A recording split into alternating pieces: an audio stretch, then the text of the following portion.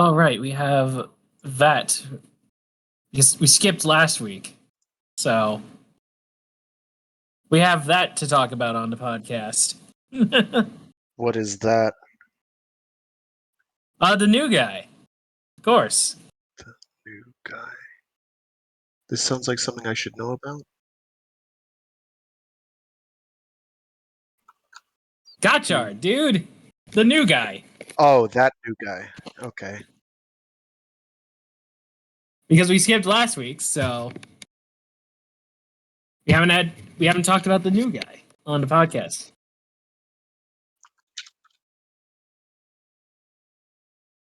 Of course they will. Yeah, they're good about that. Not at all. Oh, hey, Okami. Is that Okami? It is. Oh, I didn't know that. I have a news. I will save it as a surprise. Well, we're back! Welcome back to episode 31 of the Writers of the Grid podcast. Henshin Academy, aka Season 2. No, this is Patrick. Woo! You are correct. We have stream up. We do. Yes, I do see stream. So, welcome. How goes it? All right. How goes it? Our old man is back. The old man is back from his trip To the wherever toy he dimension. went. I have jaunted and I have returned from the enjauntment. He went, Off into the wild blue yonder and returned. he went to the toy dimension and made it back. I take it you gave Hikari a piece of your mind? I couldn't find the guy. He's elusive. Well, if it makes you feel better, they're chilling on the legacy stuff for Ultraman. I did actually get a couple gunplay hits done. I Ooh. had some free time, so that was nice. Nice. Nothing too crazy. Started light. Some cheap kits from Target, and moved on. Low-key, they hook you up. It's too bad that I don't have any place to put them, so they stay in their box now. And this I is know why that I problem. haven't got any more kids. Yeah, it's like I've got a closet with a prodigious number of kits, and I'm like, I'd love to put these together and put them somewhere, but there's just nowhere to go. There's places I could put them, but like they'd be out of reach and collect dust, and They it would do be not like be that. great. So I'm just like, leave them in the box. Take them out, fiddle around with them. I'm rather pleased with their posability. You sell some of your build kits? Crazy. Wow. Okay. By the way, for people who end up watching this, we're talking to chat. And chat is pretty chill. Oh, Renko's here. Hey, dude, got me. Welcome. So we got welcome back, Fragman. You ain't missed nothing. Chat is never. That is a lie. Chat is always chill, except for that one guy. That's what we don't talk about. That guy. They don't come around no more either. Other than that, we good. We good. Good times all around. Was there drama that I don't remember? Probably. I do not know. Probably. We had Buffa in the chat once. What? Our guy who really liked Buffa. So Well, okay. there's just a dude whose name was like Buffa. Buffa was Kamen funny. Rider or Well, whatever. I'm glad somebody likes Buffa. Buffa was funny. Good for you, Buffa. You have a fan club. Oh, I don't dislike Buffa. I'm now finally banging through the series. I'm only 5 episodes in, but that's Okay. where I honestly stopped. Wherever- watching. Well, you see, you're still at the part where Bubba hasn't had a real chance to make decisions yet. Yeah. 5 episodes in. So. I have heard tales of his decision-making process. The much vaunted Buffa method of decision-making.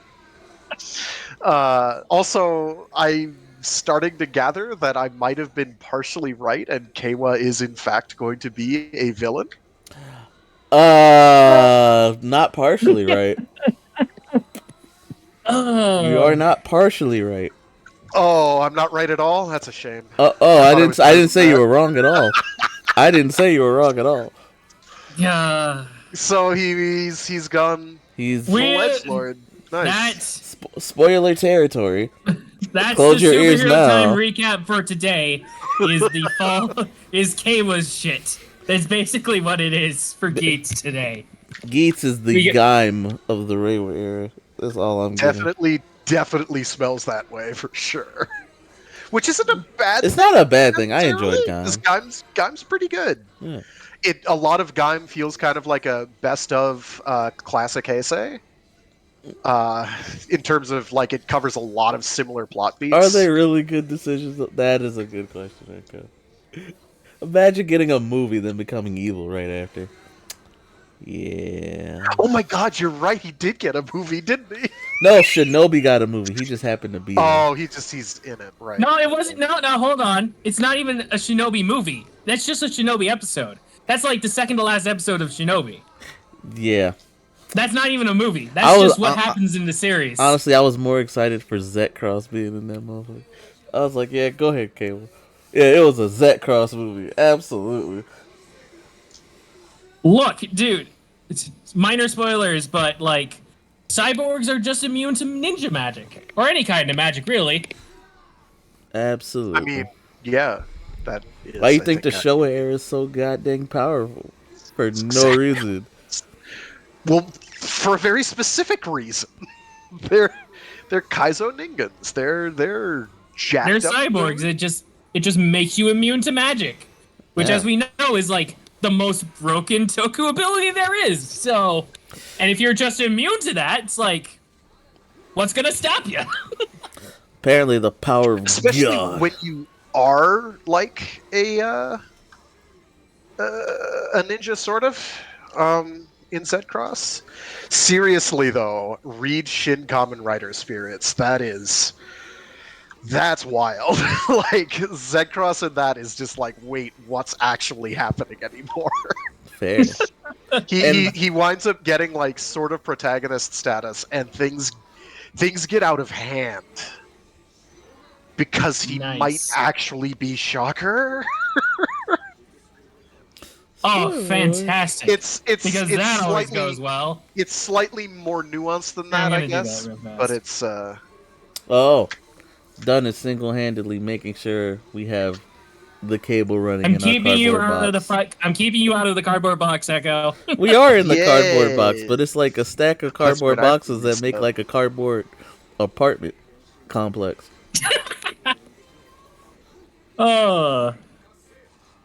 All right. What do we Wait. got? So we got a little bit of news. We're gonna do a small little. We gotta talk about Foodopia today too, but we'll get there because we All right, finally me and- finished. Since the last time, me and Echo have finished watching Foodopia together. So It's a fun time. another thing I need to finish watching. It was honestly a fun time, and I need a season 2 so we can continue where yeah, I know. You know what? Foodopia is a good series. We both quite enjoyed it. We will talk about it. solid follow up. But we got some things planned today. I'm gonna skip over our usual classes because we got some stuff we missed last week. So let's. You guys are free, but not No, free we didn't. enough. You're free from class, but you're not free from work. Grab your stuff and sit in the auditorium. All right. It's lesson time. But first, the news. All right. Well, I actually think we should probably start in a weird place for me, at least. Go on. There was a big PR thing that happened last week that we didn't have a chance to talk about on the podcast. They left New Zealand They left New Zealand. after 20 years. The Power Rangers are no longer in Middle Earth. So, some stuff went back to Toei. Some stuff is back home in America. That's all I can really tell you on that one. We've gotten they did a couple interviews, which was kind of cool. Sally Martin, also known as Tori from Ninja Storm, she was in that. I'm not gonna say too much on things that were said. Just look for it yourself. Only because you might take a little bit more. You'll get something out of it, probably. But yeah, It is the end of an era for PR. I'm They've okay been with in that. New Zealand since, like, Ninja Storm, right? Since Ninja Storm, like yes. Since Ninja Storm. Okay. 20 years, about. As for where they're gonna be producing stuff now, or if, we don't know. Nope. Who knows? Even Toei went to New Zealand for some Sentai footage, and I learned that recently. I'm like, oh, okay. Huh. It's cheap.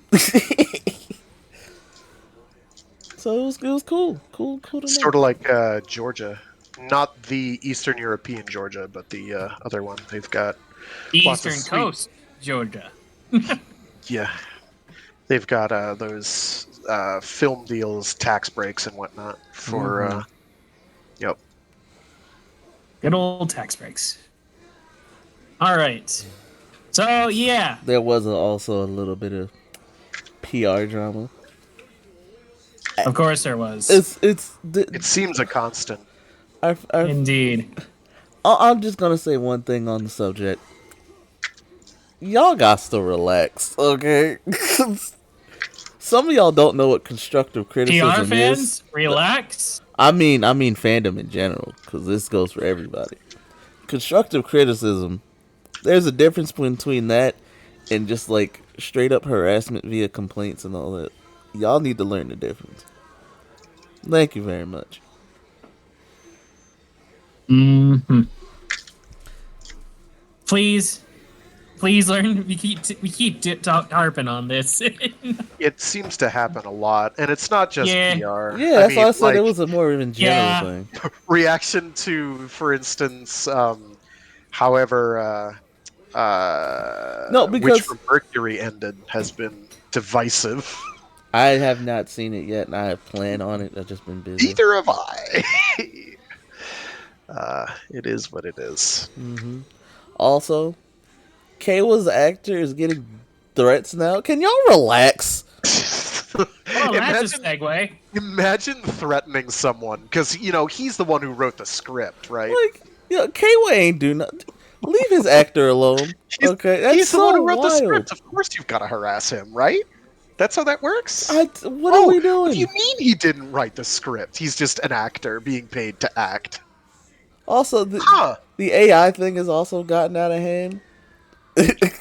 Because, oh gosh, we got people out here going, there's no harm in using AI for, making little funny voice clips or just straight up making images. That, first off, you're not drawing those. Second, they're not really drawing those either. They're just mixing things together. Because computers can't draw unless you, program them to draw. But that's a whole nother thing. This is... Yeah, if a voice actor, We are not going into the we're going into this. intricacies and philosophies. All of I'm AI saying art. is, So all we I'm saying could do is, this, we but could do we this. will be here all night, and a lot of what we'll be here all Exactly. night doing is listening to me scream at the top of my lungs. I'm And I down don't with that. what's I am that. honestly down with Because that. it's like there is literally everything wrong. Everything wrong. Everything right now. wrong. Frag gets it. All I'm saying is, if a voice actor or actor says, "Hey, chill on that," because that's my I voice. assume Do not, you're talking about Erica Lindbeck. Yes, I am. We are not harassing them, bro. P5. Okay, yeah. We're not harassing them, bro. That's weird. And there was more. Well, That's mainly. I'm here's mainly the hitting. worst. I'm mainly hitting the harassment angle though, because Kayla, Erica Lindbeck, and others, bro, chill out, fandoms. That's all I got. Is chill out. So like here, Who's Eric Lindbeck?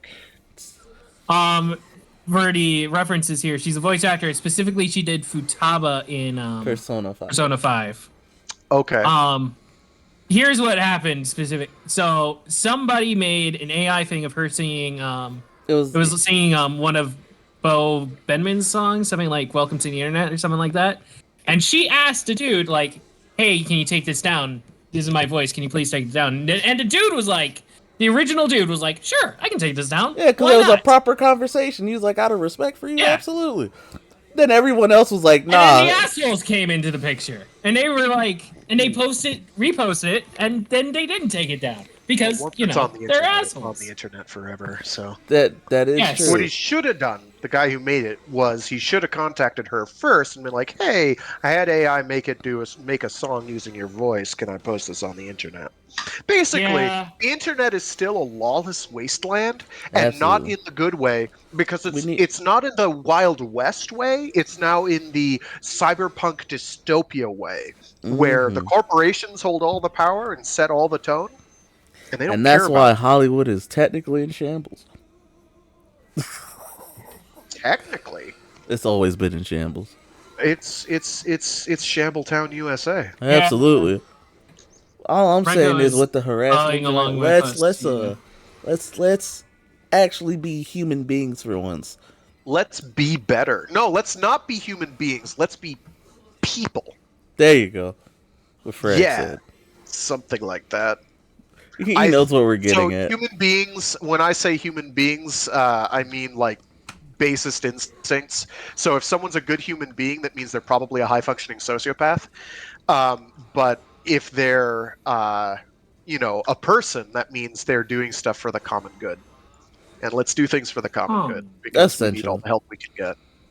It's either that or you say human beings versus orcs, and Oh, that works too. only hot works. We get down with. I'm kidding. Wish I had the optimism. Renko, I don't know if it's optimism. Renko is a standard G pilot. Oh, We I love you, Renko. so the only thing that separates what we're living through now from like some of the worst dystopias is that it's actually real.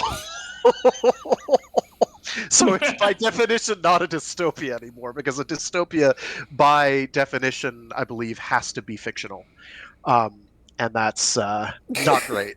Renko's it's freaking it's out. it's not so good.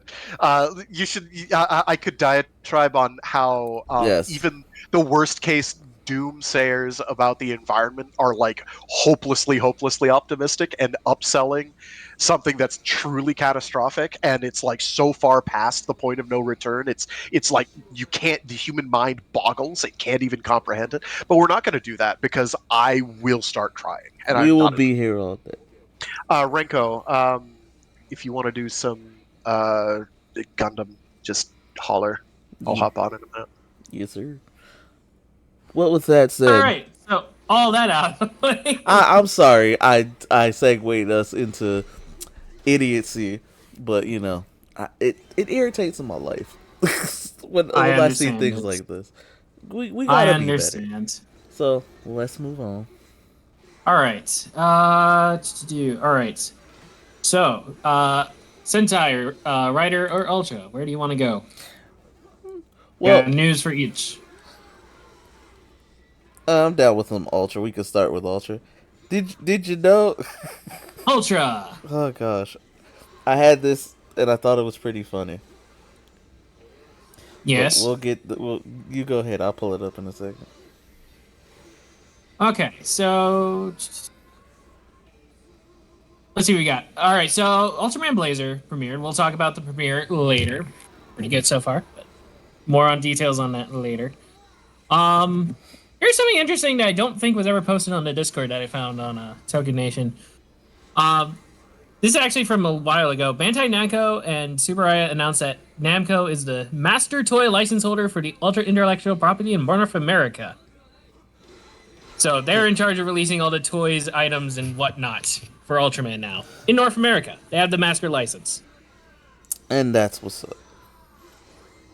So Honestly, I'm cool with that I'm because surprised they didn't have that yet. But hey, they have it's it for the North America. effort So being made to like they are expand. making an effort for Western expansion. I will I'm give just Subaraya all the props for that. I'm blown away that the first episode of Blazar has dubs already, and I guess that's going to continue for the rest of the series. Yep. It's absolutely wild. That Blazar has It's like dubs. you see this and it's like, wow, they're doing this. They're releasing it free on YouTube, Mhm. and uh, Toei's done what? Like, it's like, so Absolutely nothing. there's a path, and it's just like, hold on, isn't Supro like kind of penny ante compared to Toei? Is Toei not like a juggernaut?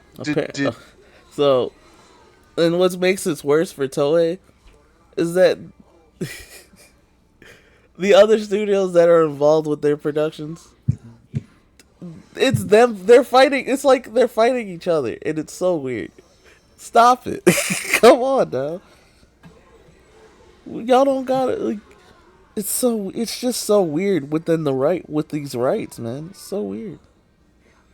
Yeah. Well, it's also now we'll get to when you talk about common area stuff. Yeah. But yeah. Ultra that, there was one other Ultra thing I wanted to mention, if I can find it. Uh just some information about Blazar I thought was interesting. Oh yeah, that basically Blazar is gonna be a soft reboot essentially, right? Yeah, with them outright saying Blazar is a soft reboot. Blazar's sex going forward, Ultraman would go back to a standalone series. So The basically crossover. what they're saying is less legacy stuff into series, more, and they're moving Just all the doing its own legacy stuff into like Destin Crossroads and all that. Yeah. So Ultra Absolutely crazy. Galaxy fights will be our crossovers for the most part. Yeah. I am very happy with that. Yeah, I have no problem with it. I think not everyone that's tried to go its own way has worked out, but uh, like Orb, for instance, I'm not a huge fan. Um, like I Well, that get has why a bunch of people like it. legacy stuff in it, so True, it does, I guess.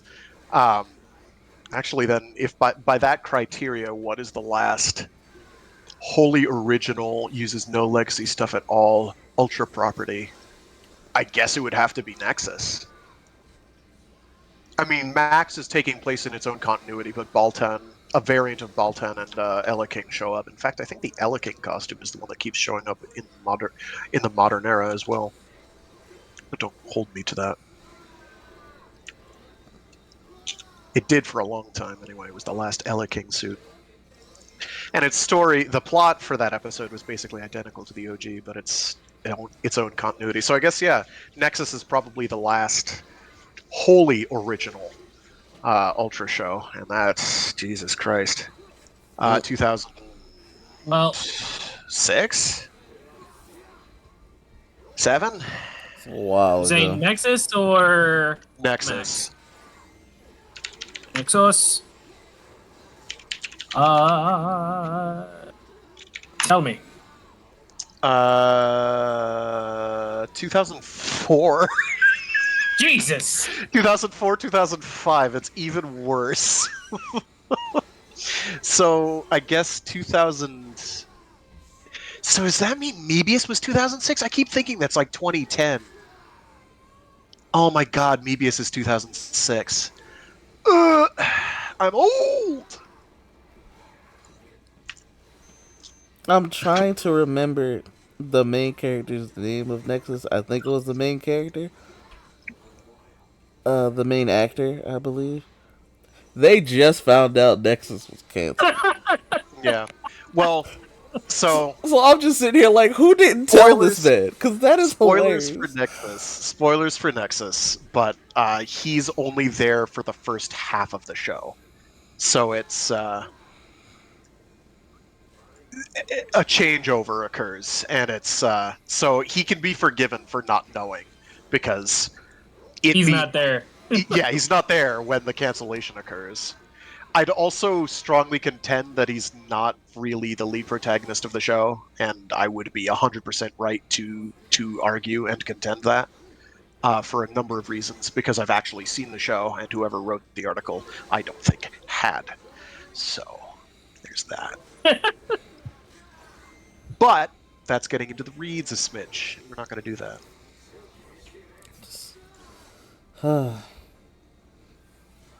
It's That's all we just, do is go into the reads. That's just our home. hilarious. Yeah, yeah. You just lurk around in the crabgrass. Being like, hey, I'm in the crabgrass. How about you? Is that a flamingo? That's a flamingo. I didn't know we had flamingos here. Well, there could be flamingos. I mean, you put them in tall grass so that they blend in like ambush predators or something. I don't know. Which they rather emphatically are not, but like storks. Except they filter feed. All right. All right. Where to now? We just went so far into the reeds. We're talking of flamingos. We're actually Great talking about the times. reeds. We're actually talking about life in the reeds. Okay, So, please find something new to talk about. Renko, you can get in the Ultraman. Don't worry, we got you. Just join us for Ultraman Blazar this week. Yeah, we're definitely gonna do that. We had a bunch of people learning about Ultraman, so it was cool. Yeah, we had new people who Saturday. turned When do we in. usually start? Echo. Huh? What's the designated time on Saturdays when we usually start that? I started We started earlier. pretty early Yeah, yesterday, it was like 6 when we started. comparatively. Sounds good to me. Early is Hon- good. Honestly, we just finished up watching Sonic Prime. Speaking of, on the 13th, Sonic Prime dropped season 2, which is essentially they label it as season 2, Wait, but it's see, the first half of it's the okay. second half of the first season. But they got to market it as season 2. So. But go watch it. The show's actually pretty good. Yeah, the 13th. Yeah. Oh, for what day the we do the watch party? That's on the Saturday. Every Saturday. It's been fun. You've been having a good time. Mm-hmm. We were in there for like 5 hours. Yeah, we were in there for a while. No, we were in there longer. You know what? Yes. It was a good time. I Okay. concur. All right, let's move on. All right. Well, Rider or Sentai? Make your Get me choice. caught up on Sentai. I've missed the last 2 odd episodes. Well, you're in luck because that's the ones that we're going to talk about today. Is the last two. All right. Well, what do we have news-wise, Sentai-wise? I guess. We got more Ranger keys. Ranger keys are a thing. Oh, For what are the teams here? For Dynaman, Die Ranger, Kyoryuger, Kyoryuger, Abaranger, and King Oger. So more keys because they will never die. Never, so what ever are die. these for? Go Kaiser keys. Go Kaiser. Okay, yes, thank you. Couldn't remember the series that had those as the gimmick. Feeling dumb now. Thanks. It's okay. It's so long. I should probably rewatch Go Kaiser. Go Kaiser is good. I like it. But yeah, so more Ranger keys for your Ranger Key fun. What else? Super Sentai is probably the one we had the least amount of stuff for. We have a bunch of stuff in the scans, but a lot of that will be talked about when we do the recap. So, Mm-hmm. and that's basically it. It's mostly keys, some merch. We already did the Super Shoto Mega Ranger, so we already got that. There's one other thing, but I'm trying to find the actual news article.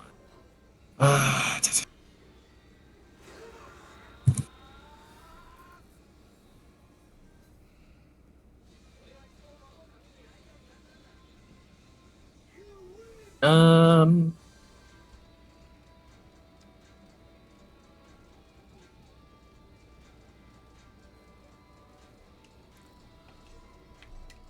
And on to our next. yes, I'm sorry. I'm trying to find a thing. Oh no, I was just saying on to our next event. I was doing another fight. You're good. Oh, well, who's up? Who's fighting? It's a very good question. Ghost is in. Ghost is in. Woo! Remember the last time I actually had a character not doing nothing. It it it You were the one who put them on stop. it was You were Geo. That was the worst part, and no one wanted to hit Geo. Nobody. Because he wasn't a threat. They knew. And then when I fixed it, Geo killed everybody. It was hilarious. Oh, Geo being rude. Gates, you were just in the last fight. You stop it. I'm sure he'll be fine. Oh, all right. Okay, I found as much as I'm gonna get about it, I think.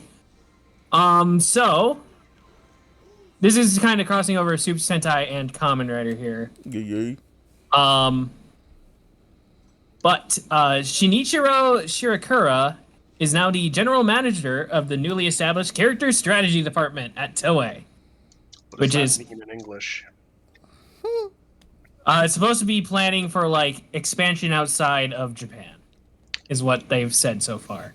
Oh, And he's going to be in charge of it. Yeah.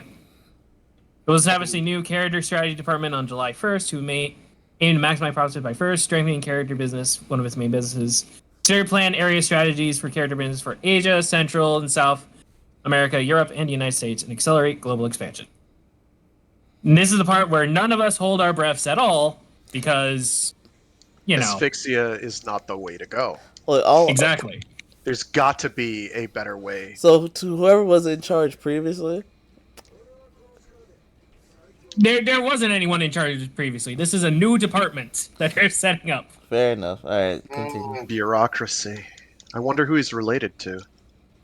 There are Wonder reports, though, of Whose second nephew he is. I don't know how true these are, but I heard rumors around this kind of news that apparently there's like one guy in the Western, like at Bandai America, who's stopping everything from coming over, essentially. Oh, I heard I about don't know that how too. true those are. Yeah, that's what I was trying I to don't know refer how true to. all that are, but If it is true, you're a dick, sir.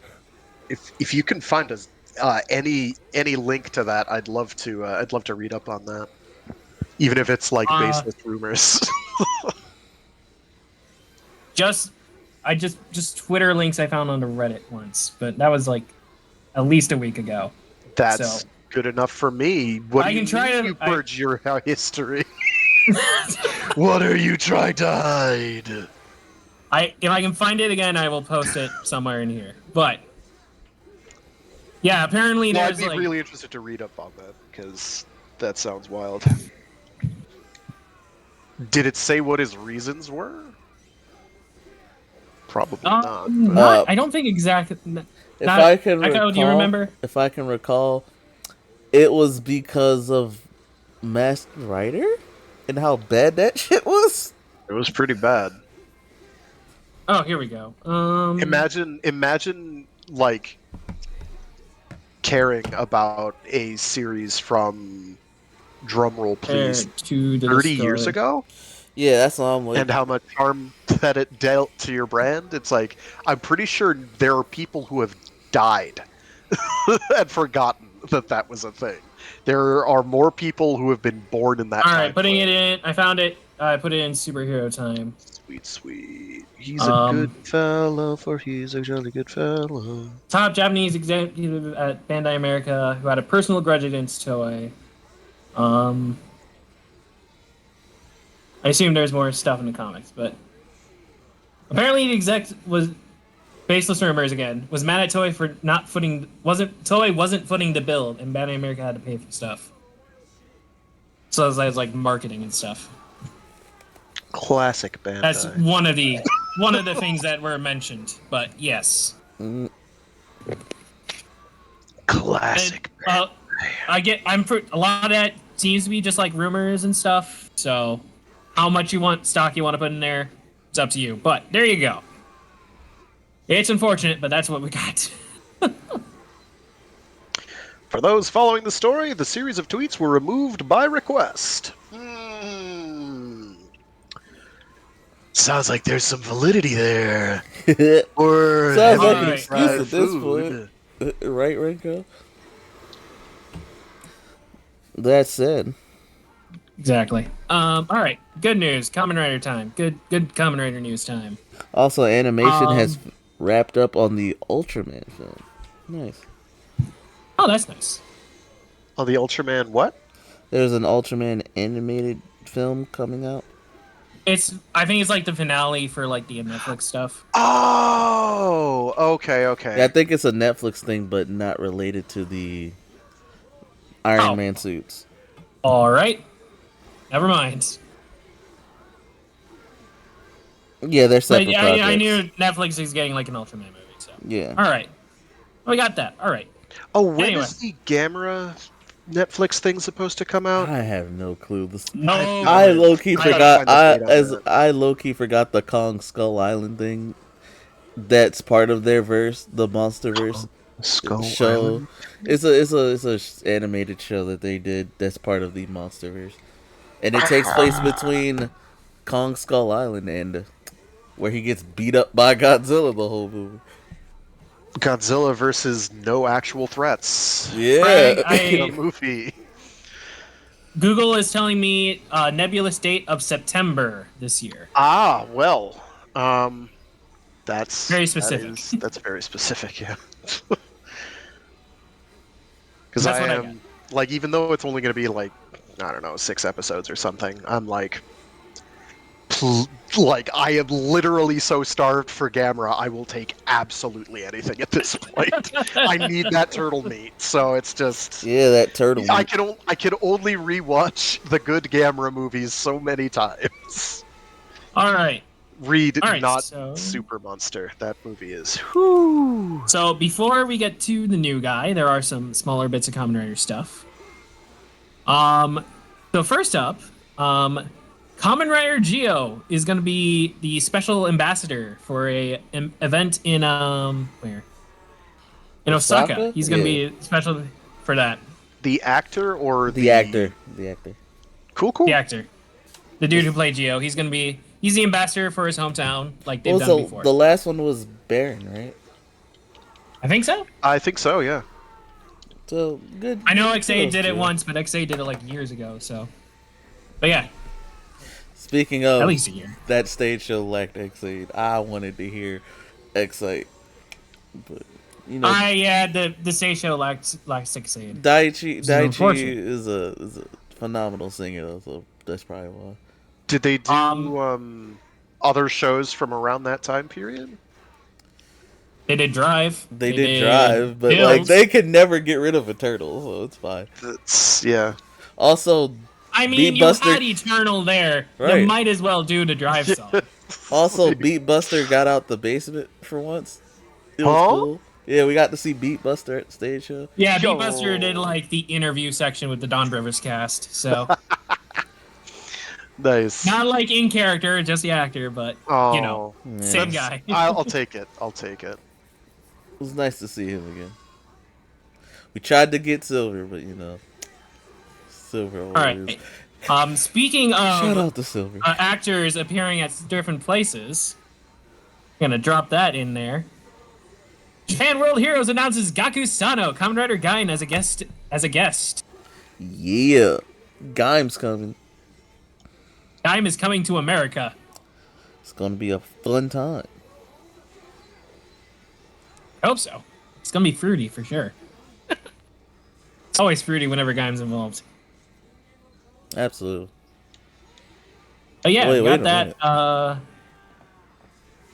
We got Kamen Rider scans, obviously, but a lot of that will be covered in the recaps later when we get to those. A lot of that stuff has already happened by now, so. But the last big Kamen Rider thing is we got our first peek at the new guy, Kamen Rider Gotchard. Gotchard. Yes, indeed. We're not gonna tell you how, and we're not gonna tell you where, because Toei is everywhere. You leave your ninjas over in that corner. The ninjas are everywhere. They're in that corner. Stay in that corner. Yeah, we don't want another. You're not supposed to know about that. You're not supposed to know about Trinity, huh? Not supposed to know about Gotchard. But unfortunately for them, we do know about Gotchard. What? No, we don't. Do you just want to skip talking about him until the official reveal? No, we can talk about him. I'm just being funny. Okay. But no, we got Gotchard, and I like it. I dig it. I like his suit. I like the base suit. Yeah. The he's got like his basic gimmick, right? He appears to have another fusion gimmick because that's all Kamen Rider can do right now. apparently. But he's apparently his fusion right now is a hopper and a steamliner, which I like the chest piece. If that's supposed to be the steamliner, it's like It's a steamliner, the yeah. the coal engine opening up where they shovel in the coal in his chest. It's neat. So he's basically a synchro summon. Synchro Shokan. Because that's like, you can't tell me that's not what he is. Like, you thought fusions were a good thing, but nah, man, it's a synchro summon. 2 cards fused together in a funny way, and they have to meet a certain requirement. I did hear rumors that the new show is basically gonna be Yuki. That's one of the rumors that was floating around for like basic story is like, oh, it's a card game and the monsters are alive. You could do worse. You could definitely do worse. I think it's maybe a tad derivative, but so is we have G-Witch at Home, whatever that was called. Yes. Which the plot description is completely at odds with all the promotional material. See, like, Renko gets it. Where are the robots? Yeah. in the plot description. If the tweets were removed, there's a high chance it might be legit. You tell him, Renko. Indeed. Well, we know this gacha is legit because things were removed until he's very angry about that. But too late. So it's out of the bag. I feel bad for whoever did it because you know you're getting fired. Absolutely. There's a lot of that going around too. Yeah, there's been a ton of leakage happening around.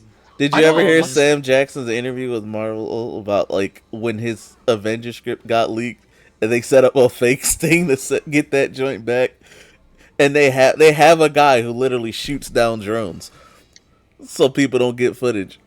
I'm just like, hey, yo. Like the movie sites? Yeah. Yeah, I was like, okay. Dude, that's literally my dream job. That's being a drone sniper? Just being the anti-drone guy. You've got to keep your eyes peeled. You've got to have your infrared splatter gun or zapper for its controls. You've got to have the EMP ray. Basically, I'd be in my power suit being a bitchin' bomb-ass anti-drone metal hero. It'd be awesome.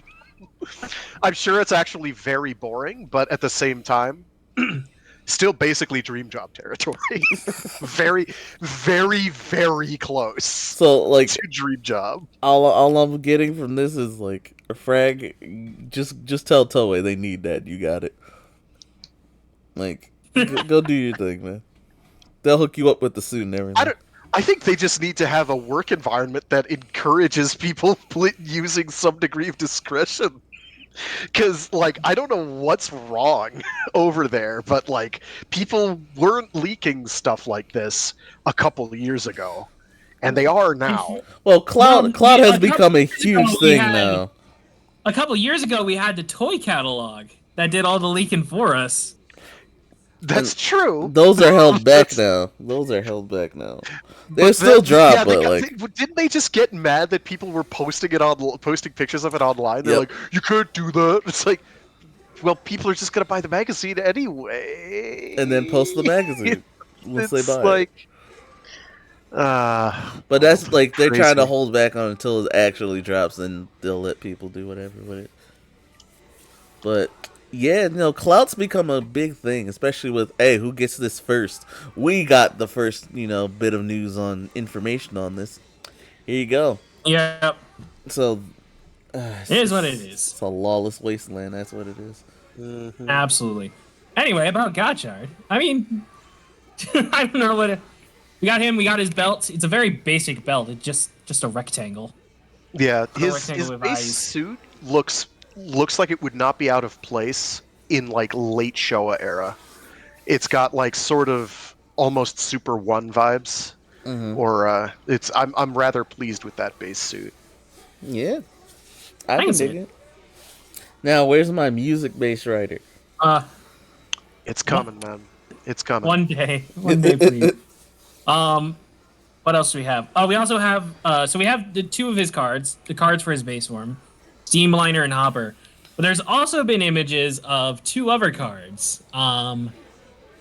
Mad Wheel, which I think was 6, and Pilots. Pilets, which is a picture of a pirate, Yes. but it's called Pilots. Well, yeah, it's Pilates. It's So- Pilates form. Yarr! We're gonna go and we're gonna if you- bend at the waist. Yarr! We're gonna see and flex that booty. Fair enough, Rag. Fair enough. You're welcome. So if you pay attention to the bottom of the cards, apparently they like the little I guess All the square cards bits have a number. yeah, number and associated, and I think it adds to 10 to get that best match type of feeling. So far, it adds to 10. Yes. Although I'm not sure if like he's gonna be able to mix and match, because that's like it's not 2 halves of a suit here. It's 1 solid suit. Yeah. And I guess to hit like so we'll see how that works going forward. Also, there's been rumors of Decade coming back. There's always rumors of Decade coming back. And Like, there's always rumors of Decade but it's coming like back. isn't it like the show's 15th anniversary coming up? I believe. This is gonna be the 5th Reiwa series, if that's what you mean. Yeah, for like Decade though, like it would be his Decade is 2009, so yeah, it would be 15. and that's where I think that's where the rumors stem from. Yeah, 2024 would be 15 years. And the worst part, someone literally asked Masahiro Inoue while he was streaming something. He's like, "I ain't telling you that." I'm sitting there like, "No, Don't confirm it like this. don't say anything." Just keep your mouth closed. Ignore the comment. There's no way out of this one safely, Masahiro Inoue. So even if you are or not, you're just feeding. He's it. just, yeah. I think he's just playing to fan expectations. Like, do you want him to confirm it one way or another? He's got to leave the door open. Oh Right? no, He's no, gotta absolutely. But like at the same time, ripping off the Band-Aid and just letting people outright know isn't a bad thing either. I guess not, but I mean, the man has his own shows that he's got to promote. So Right? That's true. Now that he's got what's the name of that studio? It's just wild that he's the one who acquired that. It's just so bizarre. Right? Like it's like every time I think of that, I'm like, did I dream that? And I'm like, no. There's an actual factual YouTube series being made right this second. That's a result of that particular union. I'm like, I guess I didn't dream it. It's absolutely AIC, hilarious. AIC. Yes, I thank say you. right, or something like that. Man, he's doing whatever the frick he wants. He's and just he does doing not side care. quests at this point. He hit it. He hit what he had to hit. But yeah, so that's the God charge stuff. Is there anything else I missed? That is gotcha. That's all we have right now. So, no, I think that is everything. Unless there's some game, I don't really think. Nothing game Sonic. related I can think of. I thought there was. I don't remember what. There it was an Armored Core Uh, trailer, that gameplay trailer. Yes, finally. There was. But I don't think it had a HUD on it. So No, it didn't Unless have a- Frag has anything from like the big E3 drops that he missed. We that we did cover Sonic's birthday stuff, so we're good on that. There's nothing else I can think wasn't of. I there for the E3 stuff? Yeah, you were there. You were the there. first half, but not the second half. What was in Like, the second half? Capcom, Ubisoft, Nintendo. Oh, I caught much of that. In the Nintendo, there were a couple interesting things that I'm sort of like, okay, that could be fun. Nintendo saving E3, not E3. I'm sorry, E3's done. Absolutely. Nintendo dropping stuff that got you interested this year again. They always do that, and then like that's it. You don't get nothing else from them for the rest of the year. Well, Nope. unless they do their own individual Nintendo Direct, which they've done more than one in a year before. Yeah, and I'm okay They with have. that. Oh, Frag, how big are you a fan of Avatar? Did you see the Avatar stuff? Because I have complaints about that. Oh, the Which live action. Avatar? No, No. the game one. Oh, okay, yeah. When I complained about it, but Frag wasn't here, and I want to complain about it. Okay, so when we refer to Avatar, we talk about the Last Airbender and everything related to that, not the blue people. Because every time you ask, blue people. oh, you're talking about the blue. I was talking about the game. The Ubisoft one because I just want to say once again, if Frag didn't see it, the basic character backstory is the most convoluted, roundabout way to get to the most boring destination ever, and it's the Excellent. worst. Absolutely. That's about as on brand Ubisoft as it is humanly possible to be. We are talking about James Cameron's Blue People. I'm not calling it Avatar. Yes. Sorry. But if you want to talk about the other Avatar, that'd be great too. No, that game just looks like shovelware.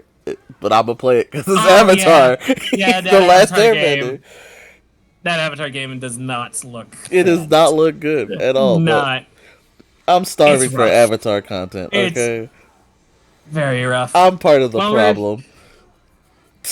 We're supposed to be getting a live action from the original creators? Question mark? They left that. No, they left that. If I recall, they left halfway. Nice.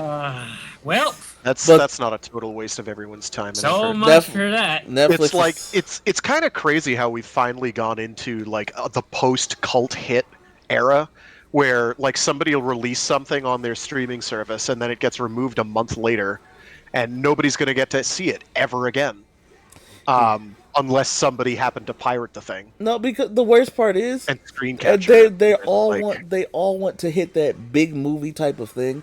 Not everything's gonna hit that. All right, y'all need to stop trying to like hit lightning in a bottle. It works for certain groups, certain studios one time. For a TV show, you have to let that. You have to give that time, and y'all refusing to give it time because it's not hitting the numbers that you want. It's kind of stupid. Or better yet, when they're like, "Well, we don't care how well this does. We're going to write it off as a tax write-off, as a flop, even though we didn't advertise it at all because we want it to flop." They're basically doing the plot of Producers, where they're trying to deliberately engineer flops. In order to do tax write-offs, so that they just keep their magical funny money still flowing, and it's just. Or you just don't even release the thing that you already put all the hard work and time in. You just don't release it at all. Yeah, but you'll drop the Flash though. That flop. How was the movie though? How was the movie? Floptastic. Was it really good though? I heard it redeemed everything. Absolutely not. I didn't watch it. I don't. Oh, did Baron just hit the triple hit on his own? Jesus Christ, Baron. Why would they just let him do that? I don't know. You know how hard that is to do? I do. That's like statistically impossible. Unless they're throwing. Blaze, are you watching this? Blaze is too busy fixing the city he destroyed. So I love the way he looked around at the end of that scene where he's like, huh? Shit, I better fly away. At bare minimum, Blazar is responsible for crushing one building. At bare minimum, one building is toast, yep. Absolute minimum, there's one dead building on his hands. That is he's fully responsible for that. You didn't save a goddamn thing! I'm out.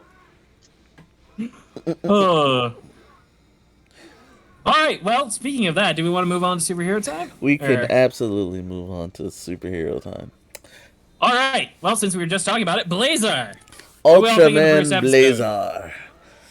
It's a shame Blaze isn't here to, talk about his debut as an Ultraman. To answer for himself? Yeah, to answer for himself. He knew that was going to happen.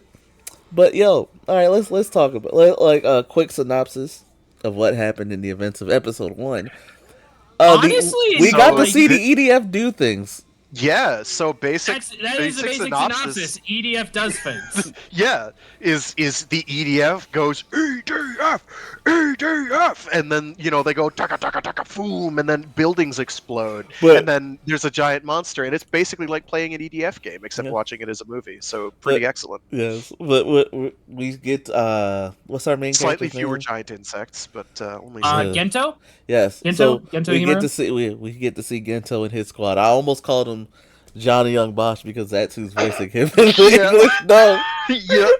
Calling him Hart I is was like, also I know that appropriate. voice. calling him I know Hart is that also voice. appropriate because he is Hart from Kamen Rider Drive. But we got to see him and his squad essentially and the EDF deal with a kaiju that's just started rampaging through the city. Things go bad. He still does. He has a brain blast moment. That was He does funny. have a Well, brain blast. I think he might be like a low-level precog or something, is what they're intimating there. I'm not sure what they were trying to intimate there, because it's like, oh, here's how it's gonna go, and he's either like, how can I best do this, or he's like, so doing limited precognitive stuff. Well, here are the outcomes of these possible actions. And like, I think they're just trying to imply like he's like a strategist. He like thinks things ahead and like yeah, that's what I was many getting. steps. I thought he was just looking back at stuff that happened and then would like try to strategize. No, he how was it would looking go. at the future. He was that was a plan for the future. Alright. Which involved taking his jump jet suit and jump jetting away. And then like, Which, he by be- the way, cool jump jet suits. I like those. Cool. They're cool. I don't know how practical an idea that is, because like, okay, what if the monster No, has not at thermal all. vision? Because like those are what we have right now. That's Yeah. what we've made those. Well, and I think that's partly the point as well. Is it's like, how Yes. would current era military and current era military weaponry fare against reptilian crustacean creature, and named Bazunga. which I'm pretty sure is a new monster. I don't yes, recognize. they're doing new kaiju And for the this one that season. I saw the Sofubi of in the commercials looked, the one that looks even more like a crab or something, or a shrimp, also looked new and original. So if they keep doing new original They Ultra have monsters, said that they're I going to am be doing They're- a lot of new kaijus for We'll Blazar. still see some Like, fan favorites. 10,000. I'm 10,000% aware of that behind much it. too. We'll see a couple fan favorites, not a lot. It's definitely more new kaiju going forward, which is Yeah. cool. I know that's been a common complaint, and I know I've made that complaint. I love the old standbys as much as anyone, but eventually, You get tired of seeing those suits. the same five. It's like Eleking, Gomorrah, King Joe. King Joe's gonna show up. Red King always shows up. Oh, Red Red King King. is like contractually mandated. They've fortunately not done many Zetons, which is nice. Oh, Galactron. Galactron shows up a lot now for some I reason. believe the last new kaiju we had was in Rube, that dog thing. We had one a new one since, haven't we? I hope so. We had variations. I know that for sure. Like the the first monster in Decker with the big forearm things. Isn't he a new monster? Maybe. I don't know. I'd have to ask. I don't know Blaze. enough about like There's kaijus. like literally hundreds upon hundreds of Ultra Kaiju, and I cannot keep them straight. Right. So I'm like, Blaze knows them much better than I do. So I'm just like, Yeah. maybe. And like that monster that I like brought up, it was just an ogre from Monster Hunter as an Ultra Kaiju. They have a similar roar and everything. That's all. I like it though. That said, right? All right. we So what we else? did- He does like the brain blast. He Yeah. separates from his team a little bit. To Check save on the another other squad, team. yeah. And Yeah, 'cause their he building becomes gets an knocked Ultraman. And when he becomes an Ultraman, And yeah, he just gets the brace. The brace just pops on him and basically just forces him to do the transformation sequence. It's like, Yeah, with like electrodes and magnets. yep. And then Yeah, from just there, like- he clumsily saves the day as an Ultraman. I don't know about There is- clumsily. oh. Exuberantly might be a better. All right. So there was a Hold bit on. of clumsy. There was a bit of clumsy. You can't deny that. Before that, there is that one shot when he first transforms and he's like holding up the building and then he just slowly pokes out from the side of the Yeah, building. that was like That was cash money. I was like, yes, precisely in It this was fashion. it was dope though. I can't deny. I cannot deny. It was dope. I mean, I'll admit it's not, giant, kaiju mud wrestling, but it's pretty close in terms of quality. Like it's up there for openers. Granted, the episode was pretty dark because it took place at night, and everybody was wearing black except the female protagonist that we saw. She was just in casual clothes. And short shorts, because I guess you have to give them short shorts now. Yeah, showed off them legs. Apparently, But no, She looked yeah, vaguely familiar, but I couldn't tell you why. I don't think I'd seen her I in don't know. anything. she probably wasn't something. I just don't remember it myself I don't either. know. But I will say I enjoyed Ultraman Blazar. So Blaze, you had a decent debut, buddy, and I know you're Don't hearing he's gonna that. be able. It's down. I like the fight. I found it interesting He because Blazar doesn't know exactly what he's supposed to do, so he's just trying shit, you That's know? why I said clumsily. You could tell he was just doing stuff. Trying to like intimidate the monster and whatnot. He was so roaring at it, and I thought that was fun. Except, Renko, I downshift believe a it. couple I octaves. absolutely believe Blaze is gonna do some horse shit later. Absolutely. I mean, Absolutely. Renko, have you seen that clip we've posted on the Discord of The spin beam. this spin beam? Classic. Never forget when we Literally played. takes the game's physics and makes them do something they don't do. It's Never, like, never forget when but we played why? Gundam and Blaze lets his team die. Lets his team die all the time. Hold on. The spin beam was just training because the finisher is he creates the beam, he holds the beam in midair and then throws it like a javelin. Yeah, it was pretty He dumb. violated that kaiju. He ripped pieces off of it. He ripped off its forearm guns. Yeah, Yep, it felt that was pretty brutal. It felt like an actual kaiju fight. We like. And while I we do were- like that I like that he didn't do the standard like classic beam finish. That he did something different with like the javelin Yeah. throw. Yeah. I actually dig that. Well, I guarantee I we'll like get how the he beam soon. underarm threw it too.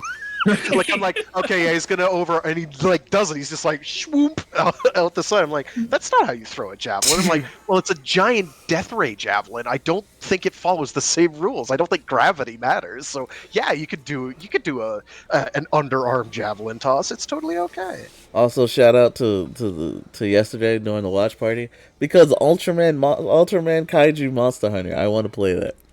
I want to play it now. Let me have it. Let me have it. Cole brought it up. He's like, "Yeah, How? No, I don't know. I get that, but how? Hey, we fought giant snake monsters and dragons that threaten all of existence. We'll be fine. We'll be fine. Probably. Are you talking about Probably. Monster Hunter people fighting Ultra Kaiju? Because Yes, that's what Echo wants. I I want to. strongly do not recommend that. I want a course of game. action. I just want a game like, Like that. You know this what I is mean? coming from. Well, yeah, it's called game. EDF. No. You will not make me play that game. Well, I'm telling you, dude. You fight giant robots. You fight giant monsters. You also fight giant insects. A lot of them, occasionally. Occasionally. You blow up buildings. It's like that is your Ultraman simulator minus the Ultraman, except the end to EDF 5 happens, and it actually kind of has that in there, kind of. I want a Wonderful 101 game. A new one. We had a wonderful 101 game. A new You do one. want a Called sequel? Wonderful 101. I want Project GG to have any news Actually happen. whatsoever. Right, yeah. That's So I'm like, I occasionally find myself forgetting, and I'm like, no, don't forget. It could happen someday. Yeah. someday. But anyway, All Ultraman Blazar. What Finishing up this with is Blazar, though. One Solid. other small thing I want to talk about is he does just kind of wake up, kind of like it's a dream. The implication, like his body was there the entire time. I actually Yeah. dig that. So like no one's like looking for him. They can just see, oh, he's unconscious right here while the Ultraman is fighting, and no one suspects a thing. It's like, of course, it's brilliant. Captain's just unconscious. He's fine. And then he opens You'll- his hand and sees the coin. It wasn't a dream after all. Stop Watching Weeaboos says Kaiju Busters and Kaiju Busters Powered were Monster Hunter games where you hunted down Ultra Kaiju as a human. What systems were those on? Because I want. As do I. That said, Guessing PS2. That's a. system that's- Nintendo DS. Of course. Well, at least they'll be emulatable. that said, what do we give Ultraman Blazar? Episode The 1. first episode. Yeah, what do we give it? I'd give it a solid 7.5. I need to complain just a little bit, because like, now this is just me. Other people think this is a positive, but like nothing was explained at all. I would have liked a little bit more explanation. The for only what thing the that heck was is going on. explained. The only thing that was explained was after somebody asked, "Yo, what's Ultraman?" and the dude really says, "Well, Ultraman." Oh, it's the Right, rumor yeah. that goes. It's astronaut mythology. And he Right. explained exactly what Ultraman was. I was like, you know what? Good job answering that question. I liked that lamp shading.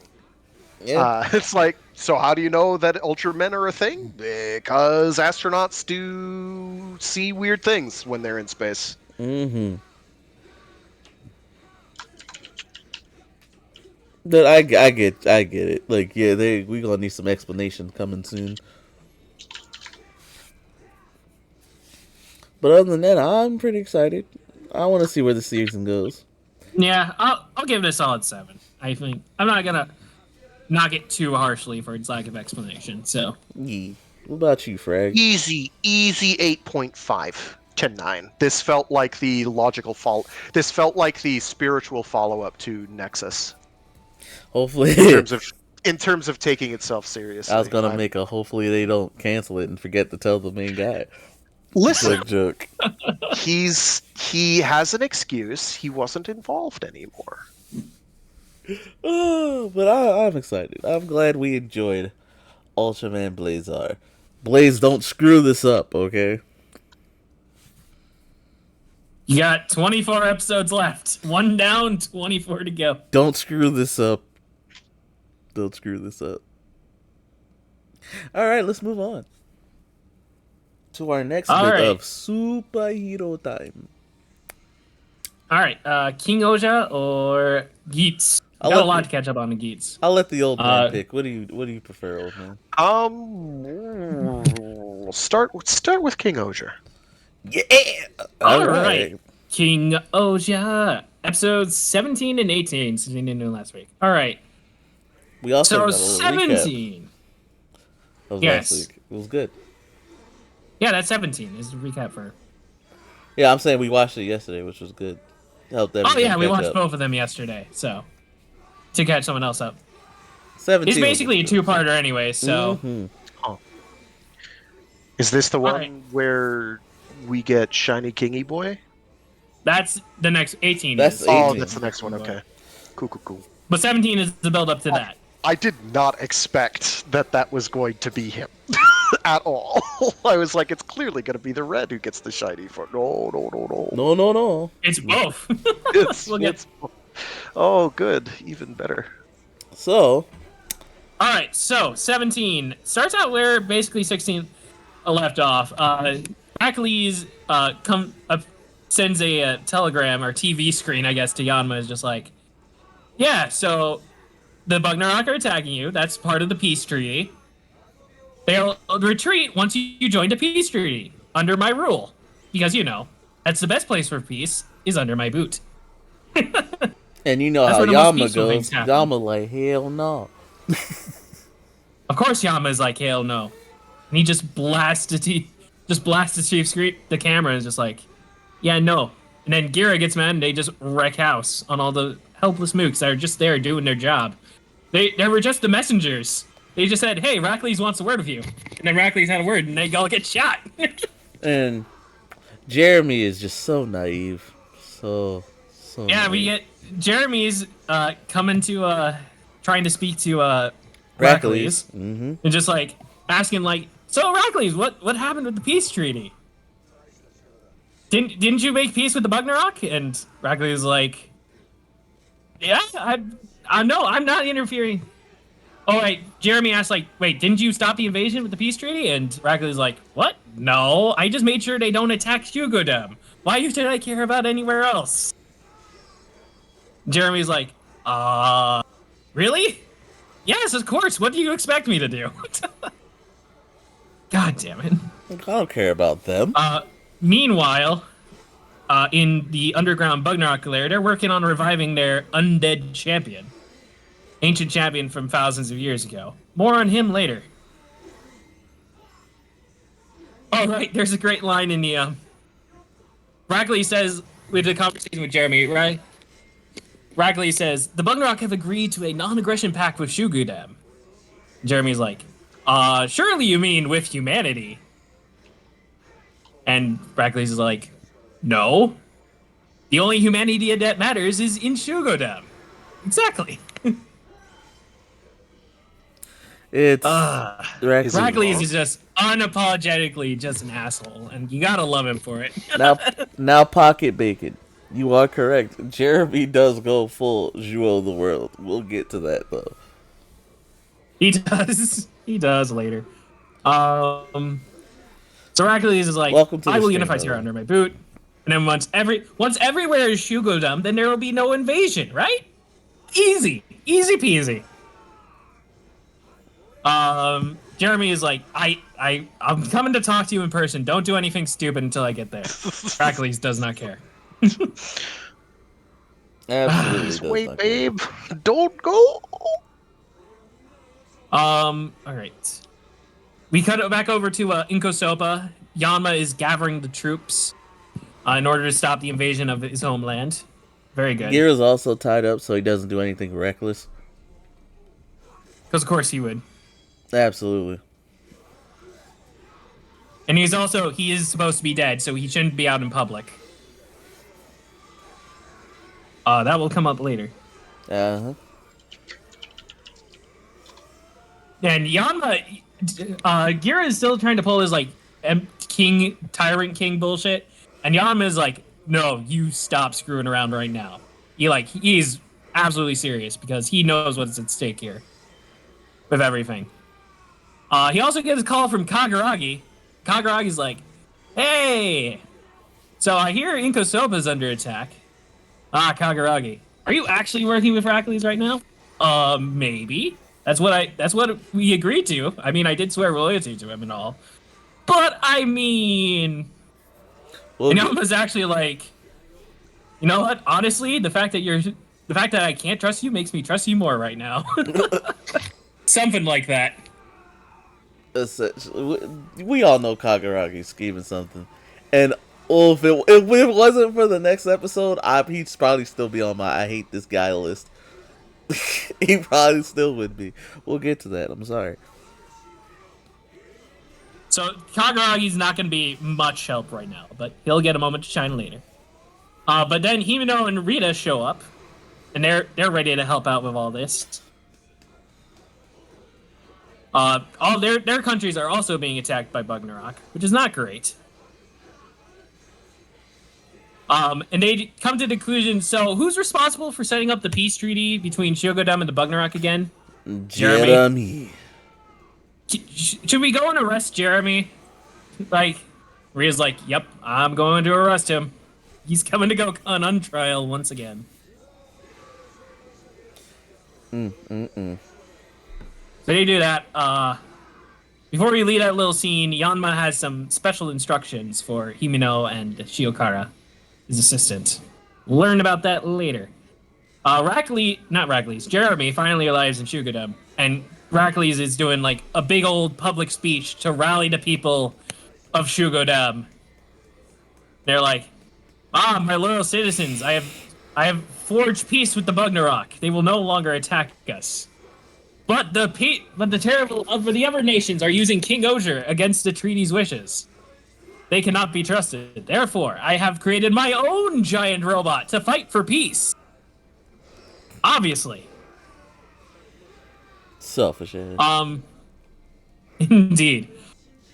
So Jeremy sees that and he's like, "Oh, that asshole! I need to chew him out," because technically Jeremy is still like the elder because he's like 2,000 years old.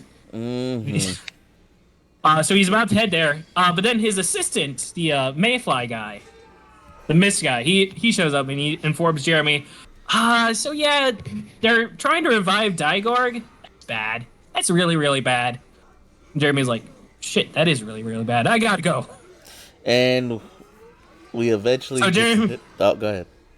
Jeremy gets to the throne room and he's like, "Reckless, you gotta hear this.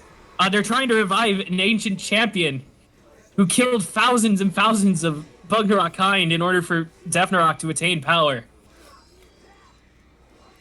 They're trying to revive him. No one trying to revive that man could possibly be working for peace." Oh, I know. And Rackley's I gave them the technology to do so. Yeah, Rackley's just like, and I knew all of this. I gave them to the technology to do it. Jeremy's like, "You son of a bitch. You son of a bitch." Yes.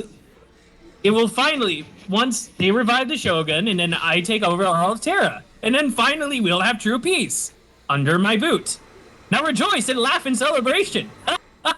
And Jeremy just walks out all sad. It's all his fault. And he becomes... And then he gets arrested. God damn, Jeremy is not having a good day. Back in Inkosopa, Tombo or Yanma is holding off the Bugnarok. Very badass. Over to Gokon, Jeremy was arrested and brought to trial with Rita. Mm-hmm. And Rita's just like, "So, have you learned your lesson?" Not to trust Hercules.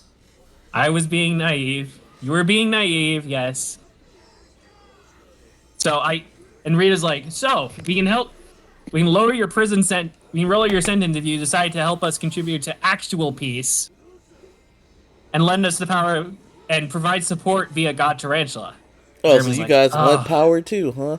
What? No. Explain, Rita. "No, you have...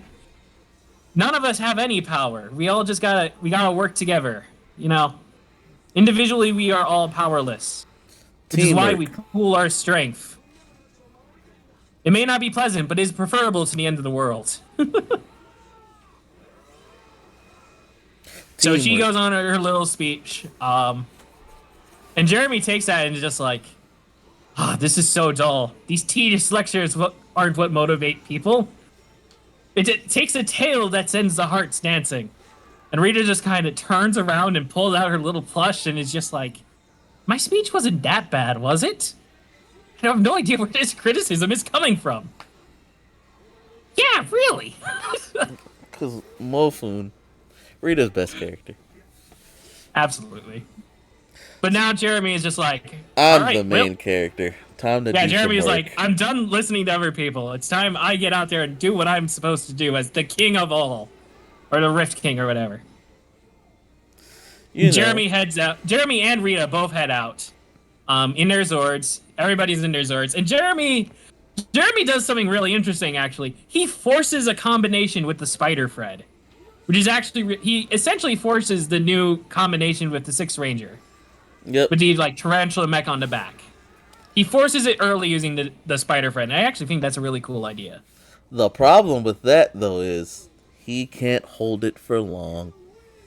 Nope. He's got to put all his strength into actually holding it. He is able to take out one of the giant monsters attacking the city, so you got to give him that. But that's when Rackley shows up. When Rackley shows up and just breaks it apart. Good old Rackley. Talking about, King Oger was used against the treaty. You gotta go. Yep. So Rackley shows up. Yanma asks Himeno and Rita to do their end of the favors that he asked earlier. And then we get the big guy, General Digorg, shows up. As dawn breaks. And he is not messing around. He tanks their shots. And then he knocks them through buildings with just the raw wind coming off of his swing. doesn't even hit them, but manages rolls them just by swinging at them. I wish I knew what kind of bug Man he is a was. menace. Some sort of very large beetle. Because he has a pickaxe. He does have a pickaxe. I don't know why, but he does. But Yama and Jeremy both get rolled through buildings without even getting touched. And Daigorg goes up to Yanma, about to kill him, but then Heracles shows up and is just like, so, you want to protect your country and whatnot? That's easy. All you gotta do is kneel. Swear royalty and you can live. And Yanma's like, no, screw you. I ain't listening to a word you said. Heracles is just like, all right, I guess you're gonna die then. We cut over to what Himeno and Rita are doing. They're getting everybody out of Inkosopa because Yama is not expecting to get through this at all. So he's just like, evacuate the country, everybody get out. I will hold them off as much as I can. And I'll be right behind you guys, I swear. And Shiokara goes to get Gira and tells that plan to Gira, and Gira is just like, do you really think Yanma is gonna run? Shit. He's not gonna run. And as we see, Yanma's very last stand. And we see Yanma's last stand. We get the sad music going on. He tries to Henshin again. It's a really good scene that they do here. He starts the transformation and he tries to pick up the sword. He drops it and but he's just like not on his knees, but on the ground. He's just like, I don't flatter or suck up to anyone, no matter what I'm dealing with. Guts and brains will be enough to get you through. That's how the president of Inkosopa, Yanma Guest, operates. And he just does the finger flick to, like, bring it on. And then Daigorg brings down the pickaxe. And everything explodes. And Shiokara is there, and Shiokara screams, Yanma, no! And then Heracles starts to laugh. And then his face changes, and he stops laughing. He's just like, what? Because the dust clears, and there's no body, not even a blood splatter. And off in the corner is Gira holding Yanma. Gira's got some speed. Gira's got some mad speed on that. Gira steps in, saves Yanma, doesn't even care that he's supposed to be dead. So, and there's cameras filming this whole thing, so now everybody in the world knows that Gira is actually still alive. So Gira is there, his theme kicks off, he takes the mantle from Yanma to, like, finish the fight. And he just steps up to Heracles and Daigorg, and he's just like, now you will fear me, for I am the king of all evil. I have returned from the depths of hell. Freaking boss. My god. Yeah, I appear to have lost everyone. Oh no. No, we're here. Well, I'm here. Okay. Hi. Yeah, that's episode 17. I assume Echo would have more to say about that, because that's one of his favorite scenes in King O'Drive so far, I think. Echo! Sounds pretty Where'd you rad. go? Echo, have you abandoned us? We cannot hear you. I think he has abandoned us. The abandonment is real. I'm not dead. Oh no, he's not dead. Much like Gira, who is not dead. Hi, not dead. I'm Frag. I was grabbing Echo, my any- food. My food showed up. Oh, okay. Oh. So, thoughts on episode 17? The final scene of episode 17. Top While you're doing quality. your food. Top quality. Absolutely. That's what I expect from King Oja, because, bruh. That scene hit. It was emotional. Gira had a crazy speed feat for no reason, but it was full on emotional, and it was. Yeah, no, I feel like it was really good. I feel like it was the right way to show Gira was not dead, and if he's gonna announce himself as being alive, you get a scene like that. Because just randomly doing it wouldn't have worked. It wouldn't have hit the same. Nope. Oh, and also I just got a comment. The Red's theme Inferno going on. The da da da da da da da da da da. That is probably my favorite Red Ranger theme, like ever. Maybe like it is just so good. I just need a Ju-Oger King Oger combo. Just give me that crossover between the Monarchs and the Kings. That's all I need. That's all I need. Oh, Now back to my food. Yeet. all right. While Echo's getting back to the food, I will get on to episode 18. All right. So picking up right where we left off, Gira is still alive. And Gira immediately starts by going in by Henshining. And Rackley is just like, all right, well played. I will fight you as well. Let's go. So Dygorg is about to step in, the Bugnarok general. He's about to step in and fight, but Okogata is like, nope, he's mine. I'm taking him. Dygorg is just like, yeah, no, he's my prey. So they're fighting over who gets to fight Gira. And then Rackley is just like, all right, very well. I guess I'll need to pull this out. He pulls out a crown. And he just plants it on his head. And we get King Okuagata Oger. The Silver Ranger essentially using the upgrade first. And he uses that to absolutely wreck the guy. Well, not absolutely wreck the guy. The guy gets away, but he pushes him off. And Dygorg is just like, all right, very well. Show me what you can do. And then he wrecks the shit out of Gira. Gira cannot stand up to it. And he gets rolled. He's still alive. So Gira is still tanky in that way. He's able to take a full-on power-up, but yeah, not able to do much else. But thankfully, though, Spider Kuminos is around, and he uses a mist to get him out of there. So we will deal with that later. Anyway, Jeremy takes Gira to the evacuation scene where Himeno is. They're getting everybody out, including Yanma. So everyone's getting out of Inkasopa. While they're doing that, Rita approaches the kingdom of Shugodam, approaches the castle, and she's just like, all right, I'm here to arrest Rackley's. We clearly saw on camera him try to assassinate the leader of Inkosopa. He clearly tried to assassinate the president. There's no getting around that. And the guards are just like, it was President Yanma who demonstrated the intent to fight first. It was all self-defense. And Rita's like, are you actually trying to use that as defense? Save it for the courtroom, if anything. He's got to come with us. And the guards are just like, yeah, no. Take your leave. He's not coming with you.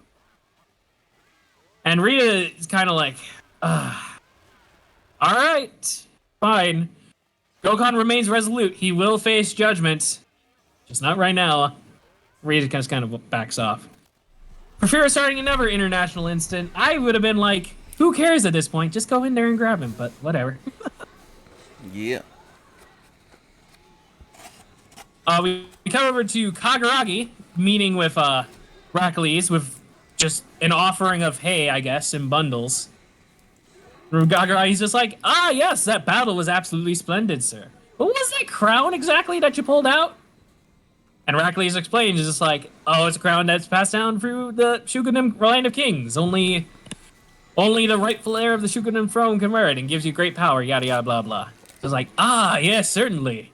Definitely seems special and whatnot. I'm happy that you shared all this with me. And Rackley's just like, you don't plan to steal it, do you? And he's like, no, I would never dare use it at all. I can't use it. It suits you a lot more than me. Anyway, I gotta go. Bye. Here's all this hay, by the way. Kakaragi walks out. And one of the advisors with Rackley's, he's just like, are you sure you should have told him all that? And Rackley's just like, I guess I find myself more talkative than wise around him, but I mean, he doesn't know anything. He can't do nothing to me. I already won. Yeah, exactly. He doesn't have the real power here.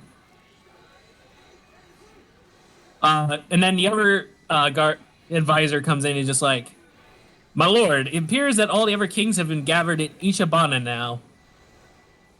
And Raglaze is like, all right, well, given the agreement, I suppose I should tell the Bugnarok that. All right, well, see y'all later. I gotta go tell the Bugnarok things. And then we pan over to the pile of hay. Turns out it's not just hay after all. It's ninjas. There are ninjas in the hay. And they My pop God. out. And they pop out and start sneaking around the castle. Basically, Kaguragi's retainers, so to speak. Yes. They go on a full stealth mission. Full stealth mission. While they're doing that, we cut over to Ishibana, where everyone's kind of recovering. Gira remembers actually what the crown was. And so he explains it a little bit. And also Rita is just like, look, I'm giving you permission to go and arrest Rakles. You have legal authority now to go arrest Rakles, Gira. You're the only one who can do it, all right? I'm trusting you. They admit Rakles is strong, and Gira was the only one to fight him 1v1 and survive. So, Gira explains what the crown is. he kind of withholds something because He does withhold a little bit that we'll get to towards the end, but yeah, we see a flashback with a kid Rakles and little kid Gira. Rakles explaining to Gira what the crown is and all that.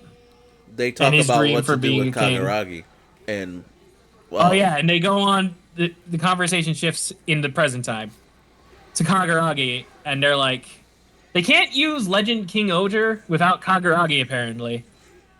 Kinda sucks, but and they can't exactly rely on Kaguragi right now because, as far as they know legally, yeah. he's working with as far as they know, he's completely dedicated to Rakles' side right now. So Gira takes that opportunity to leave and talk with Gira Kaguragi. pieces out. Gira pieces out to talk to Kaguragi. And we get a little before we hear that conversation, we get a little update on Jeremy, who is pulling a full Misao. Jewel the world. Jeremy is in the corner. Depressed. He's just like, I fucked up. World would be more peaceful without me, wouldn't it? Yup. Sorry to say, but yep. It's okay. Anyway, cut over to Gira. Gira calls up Kaguragi. And Gira is just like, hey, Kaguragi, your sister's sad. That's all. Bye. Talk to you later. Kaguragi's like, do you want anything for this? Nope. I just wanted to tell you since looks like everyone else is going to be very mad with you later. And I don't think I have any better time to tell you this. So, that's all I got.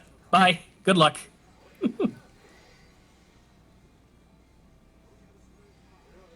Yeah.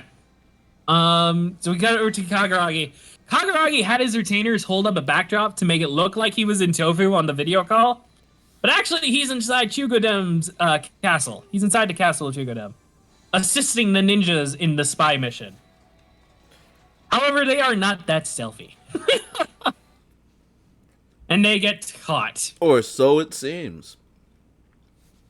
In order to bail their butts out, Kaguragi's sister Suzume shows up and just like, you're here for me, aren't you? Well, too bad. I'm not leaving. I like it here. I will become the queen of Shugodem. I will marry the king.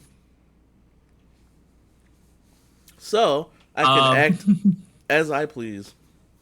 Yep, I can do what I want. Basically, yeah. She sits on the throne and everything. It comes to a point where like, and Kaguragi's like, Suzume, what are you? I said kneel, Kaguragi, and Kaguragi does. Now, act like a rhinoceros beetle. What? Do it. Act like a beetle for me. You'll show your loyalty to Rakles by acting like a beetle, and only then will I forgive you. Kaguragi's like, and the retainers behind him are like, "Sir, no, don't do this. Don't degrade yourself anymore." And Kaguragi's like, "Kee, squeak, squeak, squeak," and all that. Starts acting like a beetle because that's what Kaguragi do. And he uses his opportunity to crawl closer to the throne and still acting like a beetle. And the sister is just laughing. And Kaguragi, while acting like a beetle, he spies a button on the throne. Button will be relevant later.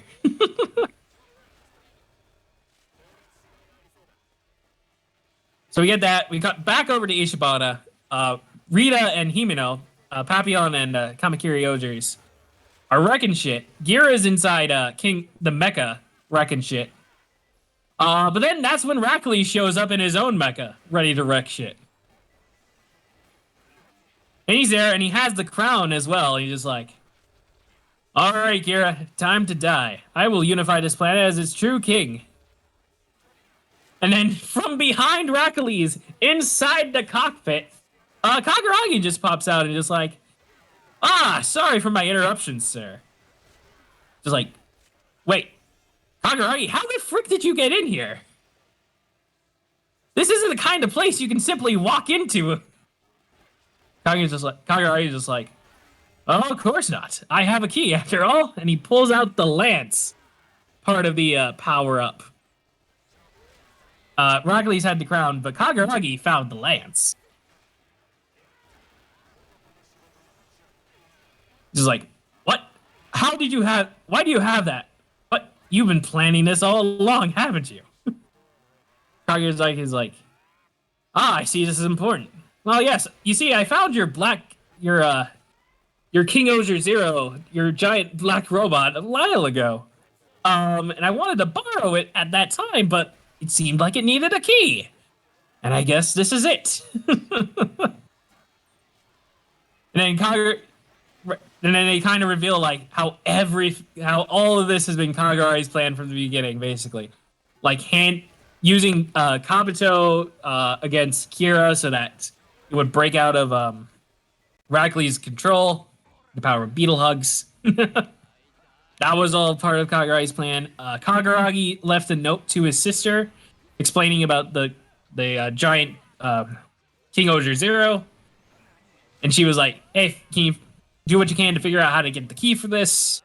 And I guess his sister did, because getting onto the throne was all part of that. So that Kaguragi could see the button, and then once everybody left, leaving Kaguragi alone for some reason, all the guards just left, leaving him alone, Kaguragi just pushed the button, and out popped the lance, and just like, "All right, cool, guess I have this now." All according to Keikaku. Exactly. Rackley's is just like, "Every single thing you've done was to steal away my power?" And Kaguragi's just like, "Oh, no, you're not making any sense. Seems you've gone mad."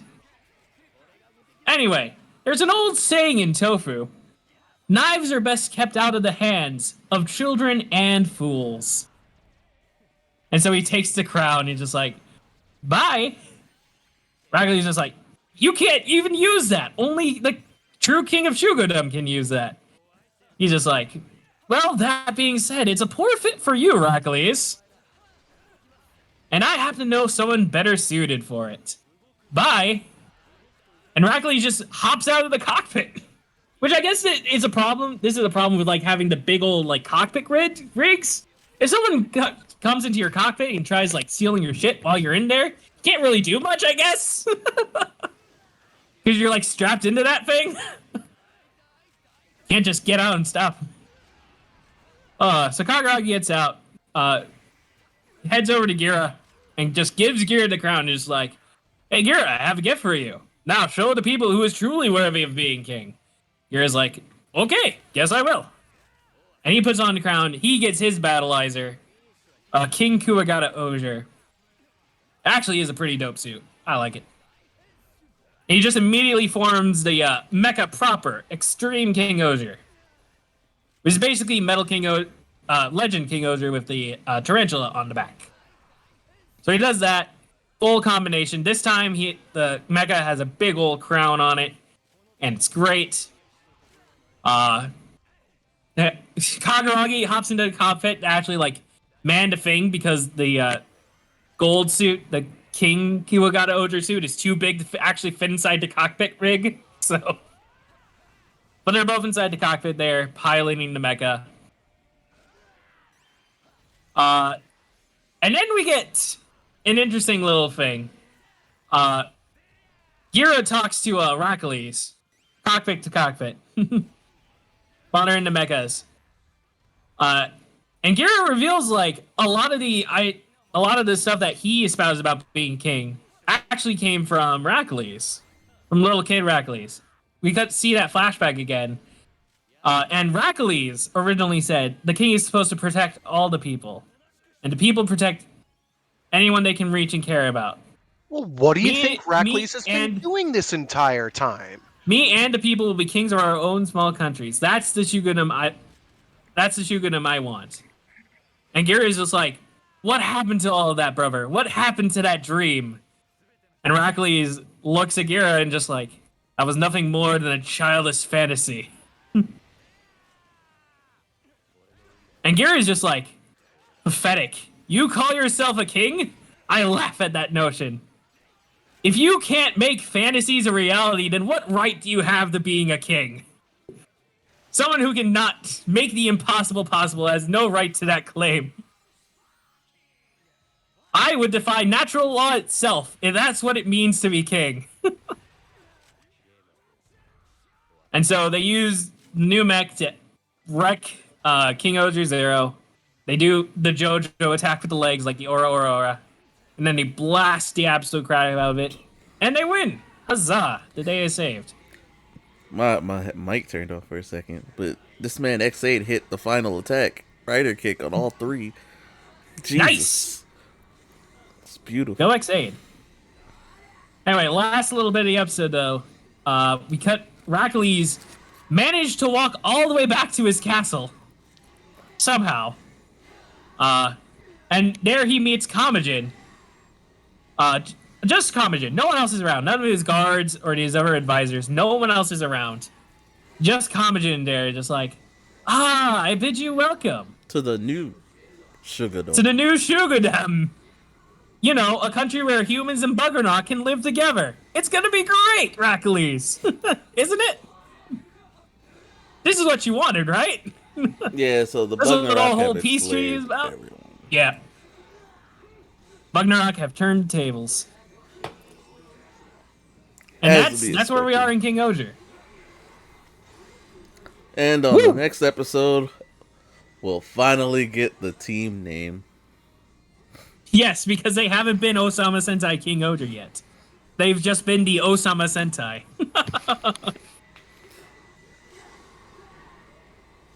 It'll be fun. Yeah, no. But No, this, I liked episode 18. I do kind of wish Gira would have done more to get his power up. I will say that is a valid complaint. Gira doesn't really do much in this particular episode, but yeah, it's you know what? it was more of a Kaguragi episode than a Gira episode. Yeah. It just worked out in Gira's favor. So I'm not mad about that. It made me like Kaguragi I'm more not. than I like actually did. Because if y'all remember, I did not like bro. Yeah, because you couldn't see the plan, right? No, I saw the plan. I just didn't like him. But the delivery was good. It was good. Ooh, we have an actual comment. Do y'all think Y'all it was think too it was early too early for Heracles to use? to lose? He's gonna make a comeback and be the real final boss, right? Um, I don't think it was too early for it. I don't think he's lost yet. Is the thing like while I not don't, really? while I don't think it was too early for Heracles to lose because there's been a build up. We're kind of near the halfway point of the show at this point. Yeah, there's still plenty of stuff for Heracles to do. Heracles Also- is not out of the show by a long shot. I'm pretty sure they're going to want to wind up having Heracles on side anyway at some point. Yeah, especially after the whole like your dream was originally good. You were a good person and all that. Yeah, that's Especially after that, it's just like that screams. okay, Oh no, yeah. no, no! He's going to be on side, but he was either disillusioned or he's being manipulated, or insert reason here that they'll Yeah. fake. Yeah, so I But definitely he see could the he could well still be the final boss. That would be a bold turn. I don't expect it, based on what Sentai has liked to do historically, but that would be pretty Yeah. rad if they keep him as a consistent villain. Yeah, I can see Doesn't that. reserve. Yeah, no, I don't. I doesn't deserve, and will get one or two different things. Yeah, Unfortunately. unfortunately, yeah. I mean, Do I think there's Hercules will get a dozens, redemption arc? so many characters who I get can see redemption it arcs that happening. don't deserve them. Yeah, Michi.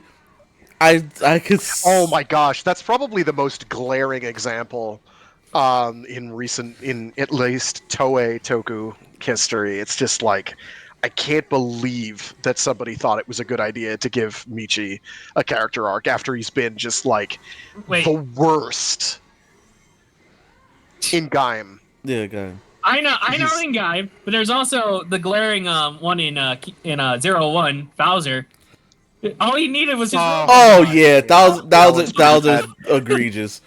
Yeah, that one is on a par with his namesake, who from Fist of the North Star, who we watch kill people and like kick puppies, and they're like, "Oh no, he was just, he had a bad childhood, so it's okay." And it's like, and Ken cries for him and everything, and I'm like, "No, he killed that guy. He killed that guy. He killed all of those kids. They're dead."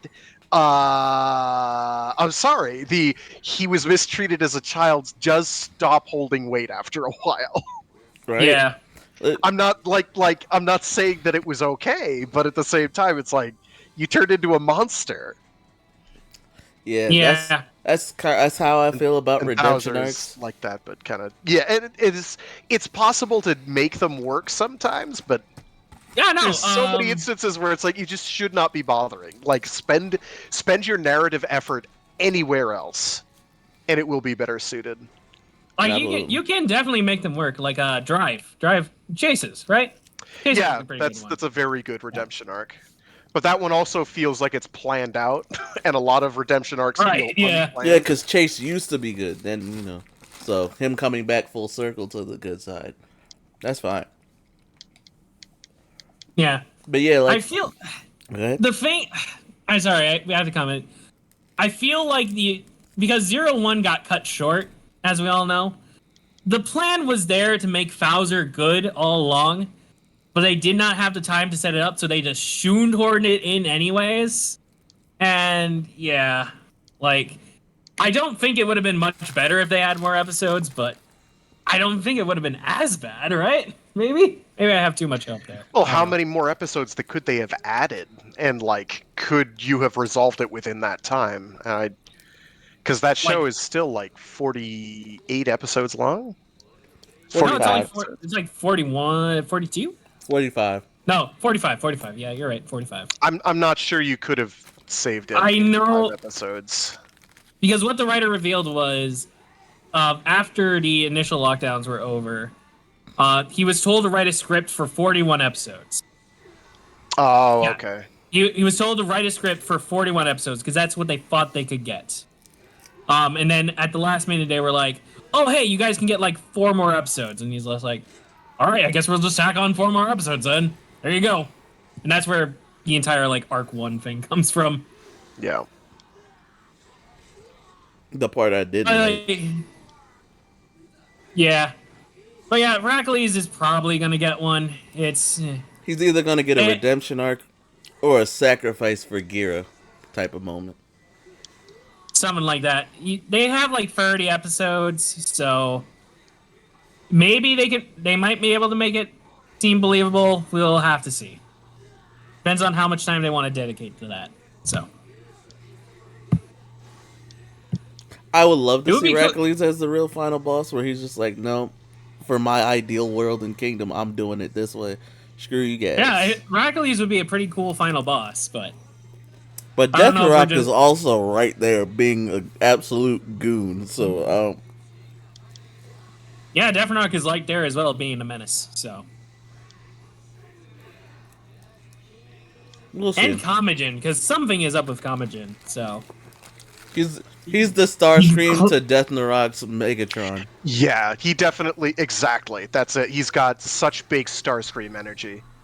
it's wild how much Starscream energy he has. So I'm fully expecting the your The question is, will his cruel scheme but actually inevitable work? betrayal. Yeah. Will the betrayal Oh, actually work, though? probably. That's I the mean, question. Sentai has a reasonable history. Like, I mean, Kira Major has. Oh, that was such a good thing. That was Yeah. so good. That was such a good betrayal. And then they ruined it. And Sorry. then they ruined it. Yeah, they absolutely did walk that right back. But the better example then would be Go Busters, where Enter finally just has had enough, and he's like, nah, sorry, I'm not doing this anymore. I have Oh, neither the time nor the patience. I'm doing my own thing. We're going to win this. No. going to win this. And then, of All course, right. he also gets undermined. But it felt a bit more natural there than it did in Kira Major, where it's like, oh no, actually no, sorry. And I'm like, wait, what? I felt You can't betrayed. do this to me. I felt so betrayed. Yeah. It was such good. It was like I love Kira Major, but that was a downside to that. Yeah, series. that's really the only like negative thing I have to say about Kira Major is it's like, oh man, we were there, we were set, it was gonna happen. It And would then have it's been a like, ah, perfect no. season. Oh. Oh yeah, oh yeah. Instead, it was Surprise, really a I'm very the real final boss. And he's like, no, I'm the real final boss. The guy you fought was the final boss the entire time. It's like, but we like the yes. other guy. The other guy felt like he earned it. Yeah, he freaking earned it. uh, It all is right, what it is. anyway. We're moving on to Geats. Moving on to Geats, but I will say Geats. top quality episode for Kagaragi. Yeah, no, King Oger has been absolutely killing it. I That's feel like, what with makes these King Oger episodes. so good. The story, even with the little filler bits that we do see, it's all connected. So it's not like it's not bad. You Yeah, know no, where it's going. there's been very little filler in King Oger so I far. mean, And I'm all for it. Yes? like there is filler. It just doesn't feel like filler, you know. I can agree with that. You're not wrong. Filler then, and give me an example in King Oger of filler. All right, the fart, the whoopee cushion joke. Was that an entire episode though? It took up most of the episode. It was kind of it was a reason for Jeremy to be pissed. It's a level of how much of a certain thing is dedicated to like episode of the day shenanigans versus plot forwarding shenanigans. Yeah, and where your level is on that. It kind of didn't really need to be there. It was just because Jeremy wasn't really on their side at that time anyway. It was just like he was just kind of seeing what was going on. But because they did that, it's like, yeah, Jeremy's pissed now. Everybody gets smacked up.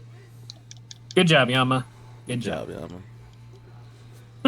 All right, episode. Oh, where were we? We just got off of last time we had the podcast. We covered the debut of the final form, Geats 9. Which, by the way, I think it's supposed to be Dynamite Boost, as in Dynamite is the evolution of Magnum. So we went from a Magnum to a laser to Dynamite. I think, maybe. Does that work? Don't know, but he has godlike power, so there's that. He has godlike power, and he has reshaped the world into his own image. It was like 6 episodes in the making. Okay. Wait, what's like 6 episodes in the making? The fart joke. The fart joke against Hercules. Oh. All right. Playing the long game. The longest of games. All right. But just real quick, So, I just want to say this: the episode was a little fast paced. That's why. Episode 18. 18. Yeah, it was a little fast paced, but like I said, for a Kagaraki centric episode, it worked absolutely. The Gira bits and kind of just felt tacked a lot on. of power up reviews tend to be kind of pretty fast paced. Let's be honest here. All right. Anyway, Geats has remade the world in his own image. So he made the world. Surumi is still there. Surumi did not go back to the future. Geats kept her around because he needs a navigator for his own DGP. Unfortunately, the winner of his DGP doesn't get anything. Cover that a bit more later. We see Sarah and Neon around. They have all their memories, so that everyone is around, and they all remember being Kamen Riders. Nobody lost their memories this time. But unfortunately, Geats only has 2 ID cores on him. He only has Tycoons and he has Buffas, and that's it. Nobody else can be writers except those 2, and he's not gonna force them to be writers. He's just gonna be like, he's just gonna ask the question, "Hey, you guys want to join us? You don't get anything for fighting, but I mean, you get to fight for justice. Is that not a reward in and of itself?" So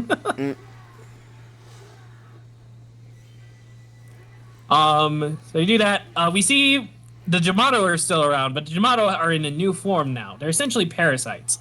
They infect a person, and the person turns into a Jamato. So we see this poor, helpless Mook in a skate park, just doing his thing, and then Geats pops in, and Geet goes into final form for dealing with this one Mook. I feel so bad for this one Mook. He gets absolutely bodied by the final form in the episode after its debut. Like, what did this Mook do to deserve that? Wrong place, wrong time. I guess. So Geets deals with it. After he deals with it, the mini Jamato pops out and stops infecting the person. And he shoots that, and the person is saved. Huzzah. Geets and Buff and Tycoon show up to Geets, and they're just like, hey, Geets, I see you're a Kamen Rider still. Just like, yeah, you want to join? I remade the world. You guys can join if you want. You don't get anything from winning, but hey, think about it. Why not?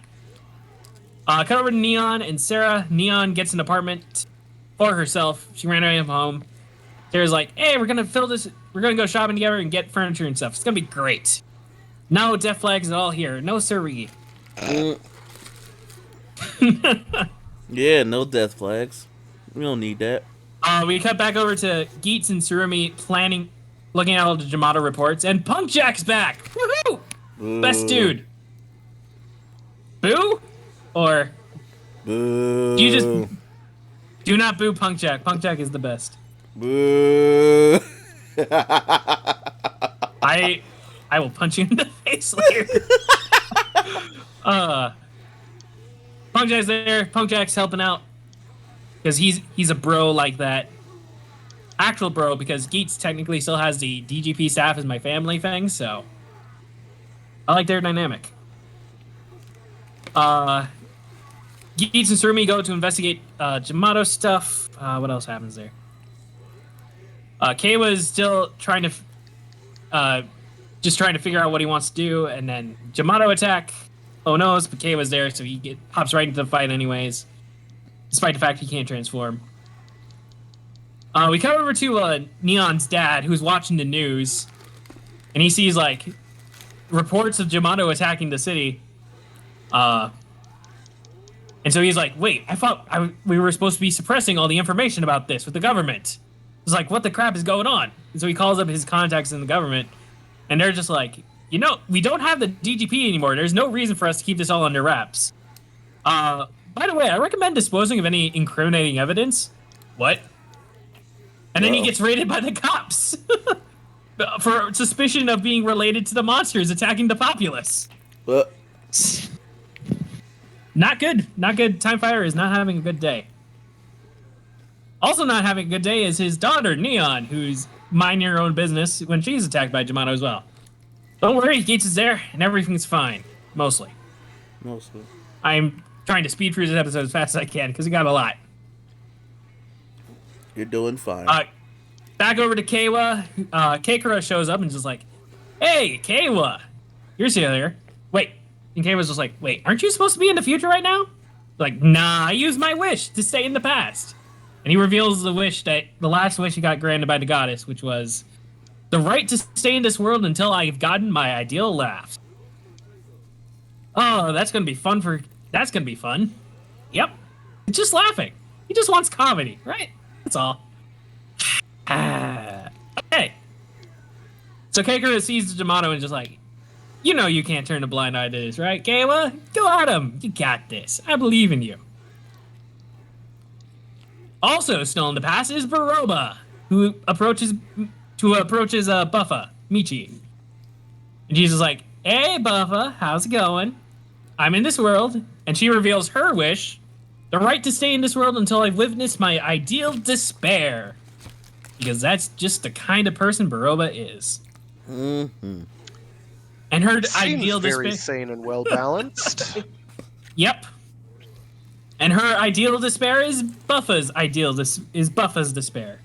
Just wants to see Buffa suffer. Buffa in specific. Honestly, I don't think Buffa's smart enough to know or understand or appreciate such a concept as suffering. So, it won't work. Michi is just like, yeah, go to hell. I'm not doing anything you want. But Baroba tries to coax him as well, just like, Yamato are still around, they're still evolving and all that. You can't resist. And Buffa's just like, get bent or whatever.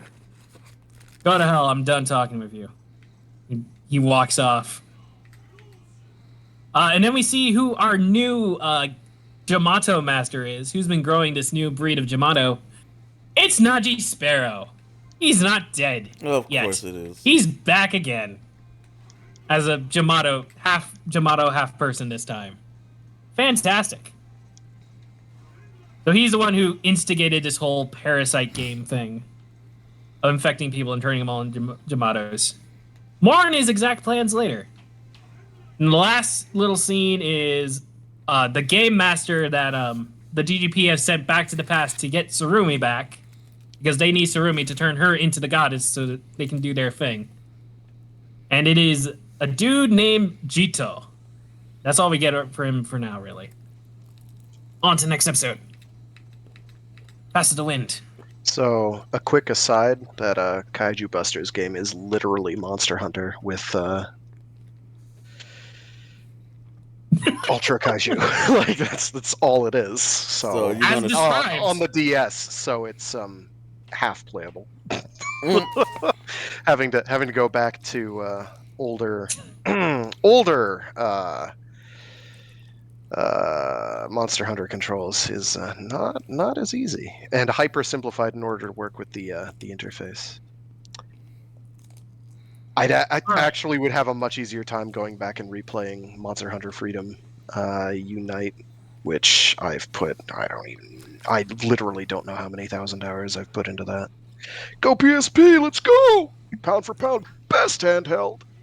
PSP was great. Absolutely. It's pretty good at what it did. Mm-hmm. All right. Anyway, on to the episode. We got basically start right off with Geets and Neon. Well, Geets immediately gets Neon out of there because she can't transform. Neon's very useful in this series of episodes, as you can tell. But Geets is there in his final form, and he just wipes out a horde of Yamato. To his final form standby, to his final form insert song, right at the beginning of the episode. So this is the premiere of that. This is a pretty decent insert. I like it. It's not like heavy metal or rock and like a lot of the past insert themes have, but it's got a nice beat to it. I like it.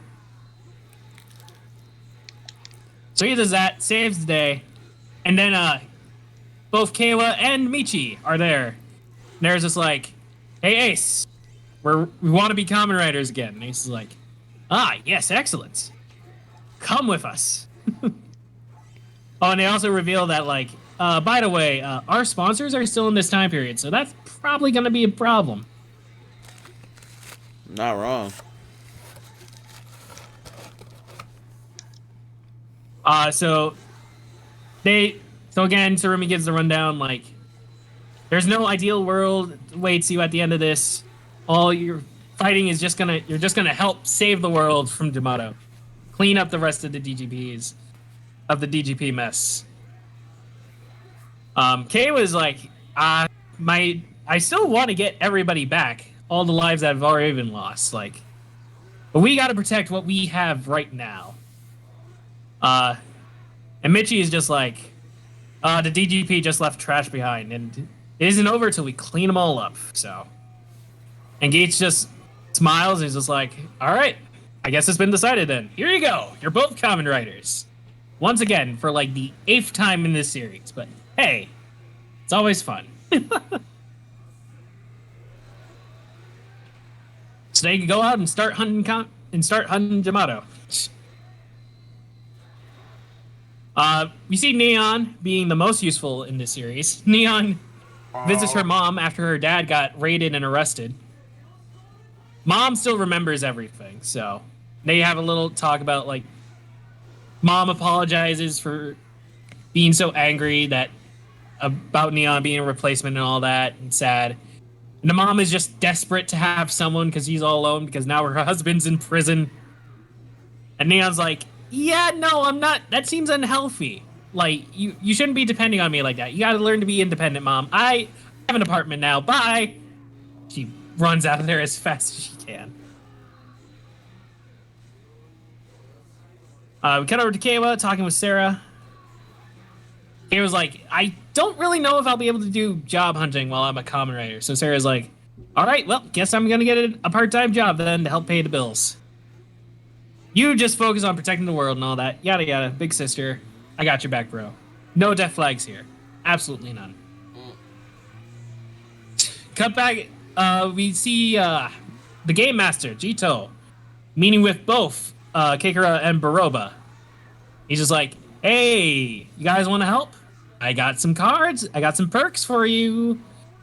And he hands them 2 black supporter cards. Premium Kekara and Premium Baroba. We'll see what those powers do later. But they both accept and they decide to help out. Great.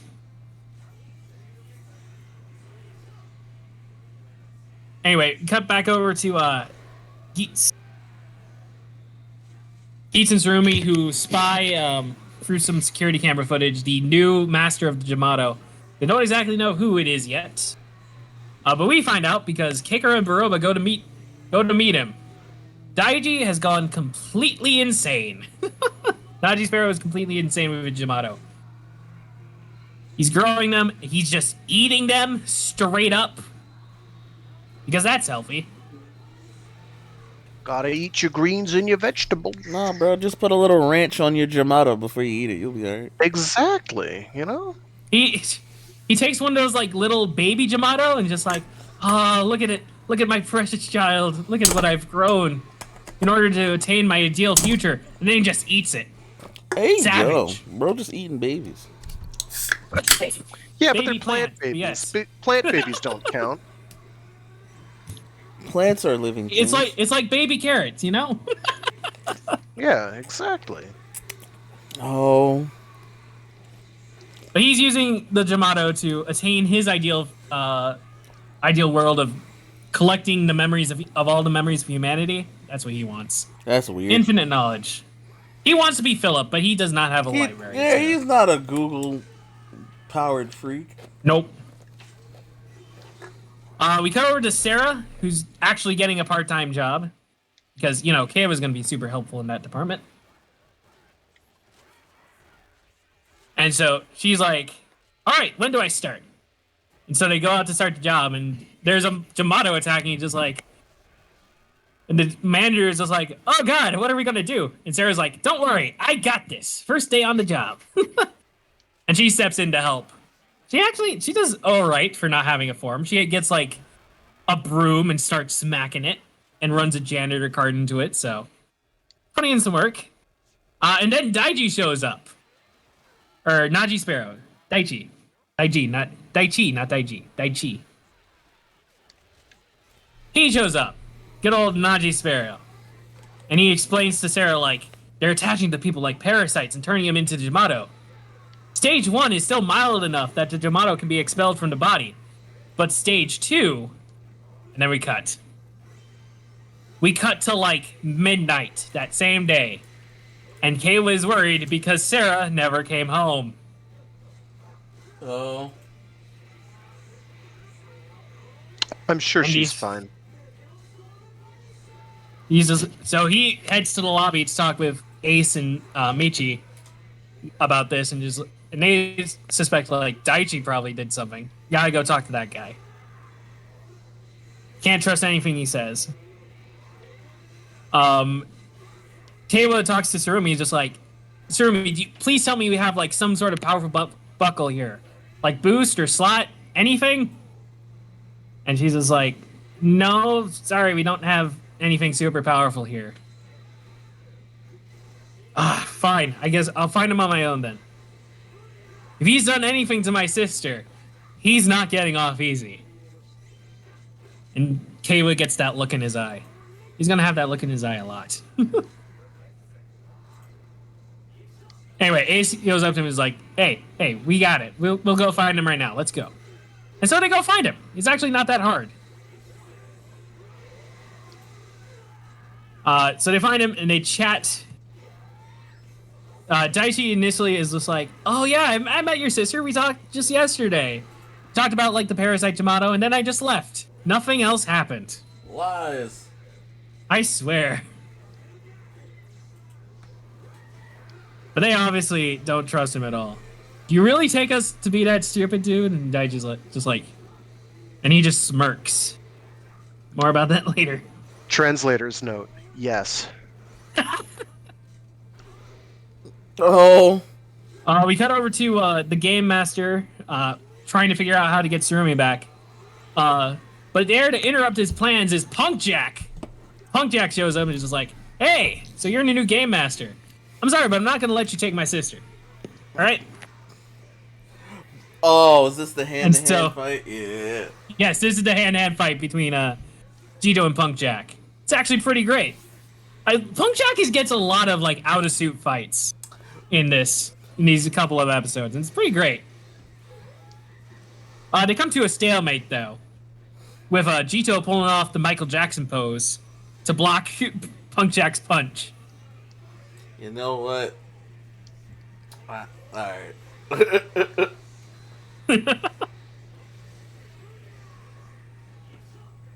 Jito does like offer him a job, so you want to join us again?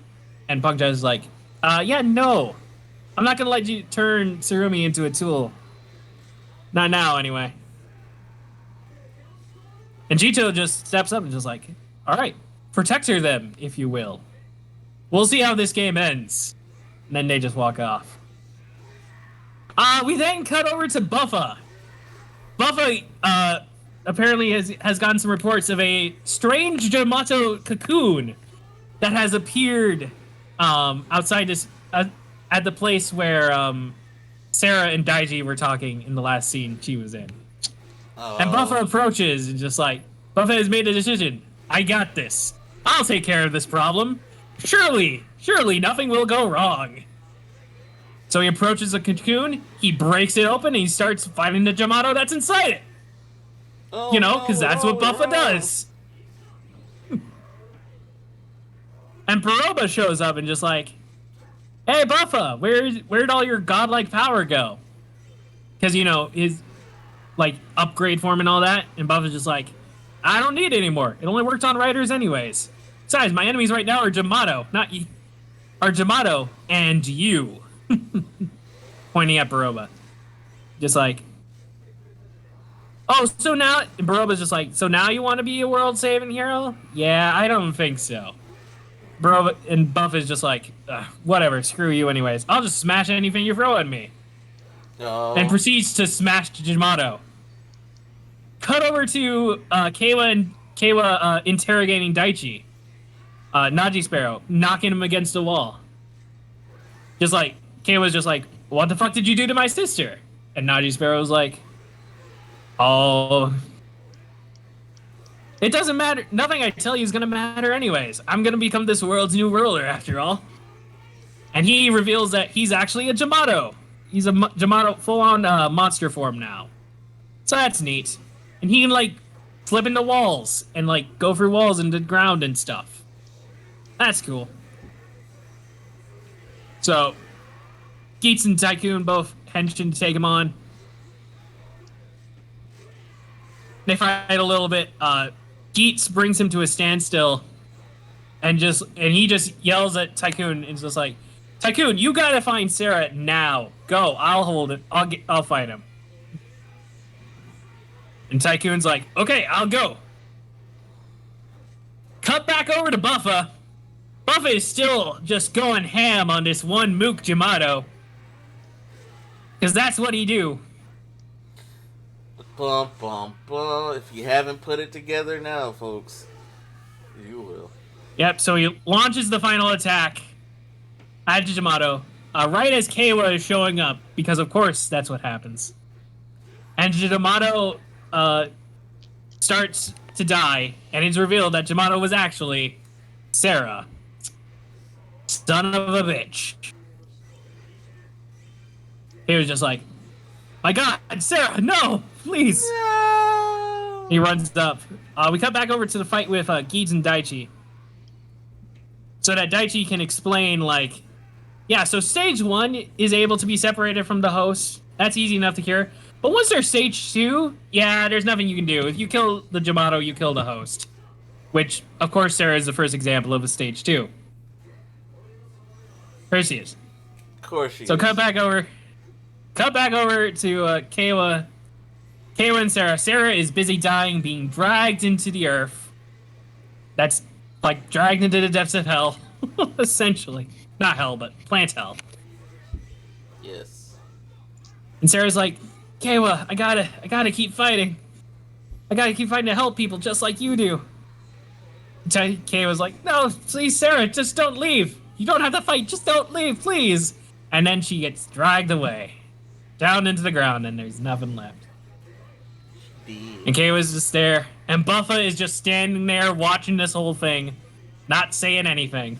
What could he say in that moment to be like, yo, dude, dude, I'm sorry I killed you. Well, Keiwa asked him. Keiwa is just like, was it you? Yeah. And Buffa's just like, yep, I killed her. And Keiwa just straight up runs at him and punches him right in the face. I mean, like, Deserved. That's not deserved. He didn't know. Granted, I understand. I completely understand. But Buffa ain't know he was killing his sister. Well, now he does know. Yeah, he knows now. Keep that in mind. Keep that in mind. He knows that. Like, he can't make up for that, Buffa. It's okay. No. It's not your fault. You were tricked. So Keiwa beats the shit out of Michi. He's very sad. Everyone's sad. Buffa is racked with guilt, but he does his best not to show it. Yeah, he's just taking Buffa just lets Keiwa do whatever he wants. He understands. Yeah. Surumi is also watching all this, and she's sad as well. Which will be relevant for how Tycoon will get his upgrade. The last little scene is Tycoon, Keiwa, in the rain, holding on to Sarah's ribbon, and swearing revenge. I'll never forgive them ever. And we get the rain and the thunder, and in the flashes of the thunder, we see Keiwa's upgrade. Time for Keiwa to get an upgrade, because this was the best way to do it. Yeah, his upgrade and his demon. Because that's I would like to make it abundantly clear that indeed, as early as episode 0, I called it. He did. Just saying. He did. There is no way Keiwa wasn't going to... Listen, it was either that or make him completely irrelevant, and it sure looked like they were going to go the he's completely irrelevant route for the longest time. Hey, Frank, so a thing, apparently, right, that goes with your theory is the fact that thanks to revised demons, like inner demons just exist in the world of Kamen Rider. Railway Edition. So that's the thing. Everyone's going to forget that by Gotchard, because... obviously, revising and crossover with Gotchard, so... I'm just saying. That's gonna be a thing. Nah, bro, inner demon, bro, it's okay. No, it's not. It is Keiwa. Even if you want to say it was his inner demon, that's still just Keiwa. Yeah, it is just his character. It's not a different character. It absolutely is just Keiwa. I'm agreeing with that. I'm just saying, like, yeah. That inner darkness that was seen in the Ryuki crossover... Geets revised Ryuki crossover. It has now been brought to the surface. Alright. That's his final... It's so silly. So Anyway. very silly. Are we still going? Oh, that's the episode. Well, I mean, we still got like 2 more episodes. Oh hell no, we can't get through that. People gotta. I don't know how. Never. Can you speed run it? I can speed through one more. Can you do 2 episodes in 5 minutes? Yeah. Quick challenge. All right. I can try to do 1 in 5 minutes. Alright, we'll save it for two. next time. You either do both or you don't ever do an episode again. I believe in you. I believe in your ability to summarize and give the lightest possible Cliff's Notes. Basically, he said tie your shoestring. All right. Challenge accepted. No, you don't got nothing to prove. You can just save it for next week. It's okay. It's okay. It's okay. All right. I'm just saying we still have a lot of geeks to catch up on. Oh, I am aware, but luckily we're not at a King Oja 2-parter. That is true. Or a Blazar 2-parter. That is also true. And Blazar seems, at least so far, seems to be very simple. We'll see how next week goes. We'll see. How complicated next week gets. I'm guessing next week is exposition week. If we get a monster fight, I'll be kind of amazed. Oh, for Blazar? No, the preview showed we're getting one. Oh, okay. Yeah. There'll be a monster fight, but how much of the episode that will take up is anyone's guess. Look, all right, well, I guess that's where we're going to leave it off on... Yeah.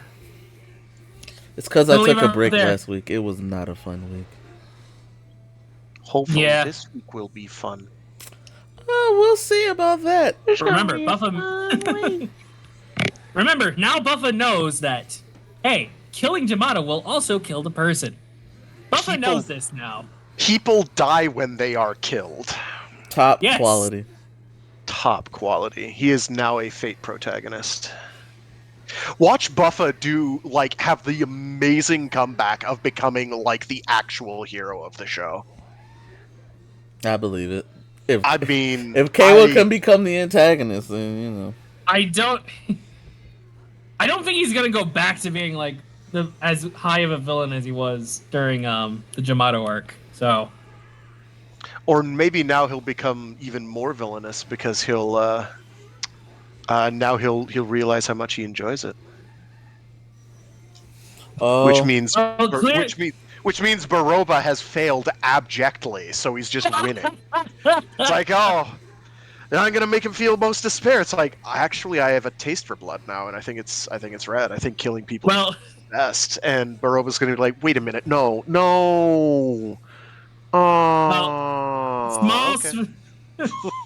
Small spoilers that everyone can see coming. Yeah, Bubba doesn't exactly feel super guilty about killing people. I don't if the plan was to make him feel bad about killing someone, I don't think it was going to work. I don't think it was gonna it just wasn't in the cards, you know. Yeah. Well, we had a good show here. We're still doing a little bit catch up, but you know what? So, any closing remarks or things going forward? Mainly about Blazar, since it is our debut of Blaze's time as an Ultra. First episode was good. Looking forward to more. Let's see what happens. Really solid Ultra Kaiju fight that we had in the first episode. Very, very solid. Not overly flashy. I loved the kaiju design. I mean, I think giant lobster crab things are just they're perfect. Yeah, evil crawfish. And ones with that machine guns? with actual CIWS machine guns with tracers and everything. It was pretty I'm great. so upset that he was very specific on that. All right, any advice for Blaze as he gets the journey on? Yo, Blaze, I gotta tell you, you're gonna have to do more of the aggressive trills. You gotta go all the time. That's it. That's your job now. We asked Blaze about that, by the way. He said I was just doing stuff. He was literally just winging it. Well, it worked. It felt like winging it was occurring, so he nailed it. No, I was rather happy. Being a fan of Nexus and this giving off a lot of similar, reasonably down to earth vibes. I kind of want to see what they wind up doing. I hope that I already know that they're doing like whatever they're doing with the coin transformation gimmicks. I hope they keep that relatively restrained, but I know better than to hope Well, for according something. according to the interviews, this is not going to be relying on legacy stuff. So Yeah, well, we'll see. I hope I hope all the legacy ones are just toy line exclusive, and let's leave it at that. Yeah, That would be best case scenario, but I shouldn't be expecting best case scenario. So Bandai is heavily involved and invested, so I know. Bandai is heavily involved as usual. But yeah, I'm good first episode. Any advice for Hope Blaze? it keeps up. Frag already said his. Oh, my advice for Blaze. Please try not to land on buildings again. You already have Listen. one. You have one already. Okay, I'm gonna defend Blaze here. There's a lot of them. You know, you can't. Half of them have already been blown up. What is one more building? It got in the way. It's okay. We're not going to make a habit of it. But, you know, sacrifices must be made. They've been evacuated. There's nobody in them. No, again, I told Blaze this yesterday. You are not pulling a Sonic X with me. No. Alright? We're not doing that. I refuse. You know what? To you, Frag, maybe it's just one more building in a sea of destruction. But to, like, random person named Greg, that was his home. Why he lived Greg? there. All his stuff was there. What about Greg, Frag? What about So is Greg going to be an evil ultra now because his apartment got blown up? You know what? This was the best path. Oh, God. This was definitely the best route we could have taken.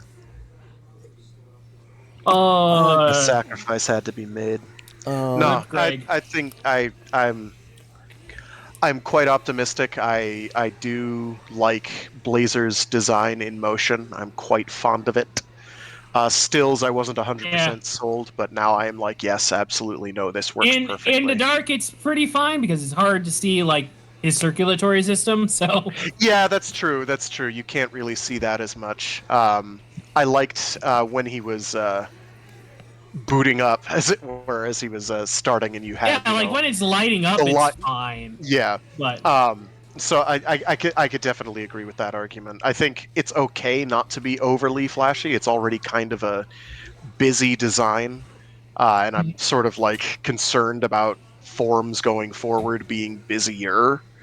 But we haven't gotten any forms at all. I don't think I know. I haven't seen any. So we haven't seen any yet. Yeah. So that's. I mean, we'll see what bound happens. To happen because I think he's supposed to get a sword. We're not supposed to know about the sword. Oh shoot! Supro's nice. Supro. I'm sorry. I apologize. We don't know anything about the sword. I've never. What sword? What sword? Exactly. I would have been okay if his sword was just him like using the heavily gripped energy lance and just bonking things on the head with it like a glowing pool noodle. I'd be a-okay with that. It would have been top notch. I would have been absolutely fine with that. Just such an angry little man. Again, my advice for Blaze: giant man. Do not squander Johnny Young Bosch. Zip. There is, yeah. I mean, that's the dub's pretty. Dub's good. So good. Dub is surprisingly good. I'm not even mad. No, what is there to be mad about? Exactly. That's why I said I'm not even mad. But yeah, no. Blazar was the main piece for today. I had to get it. I'm happy Ultraman is going in a positive direction. Yeah. Or at least appears to be. He has 24 episodes to fuck it up. There's plenty of time for it to all implode around I just us. meant the franchise in general, but okay.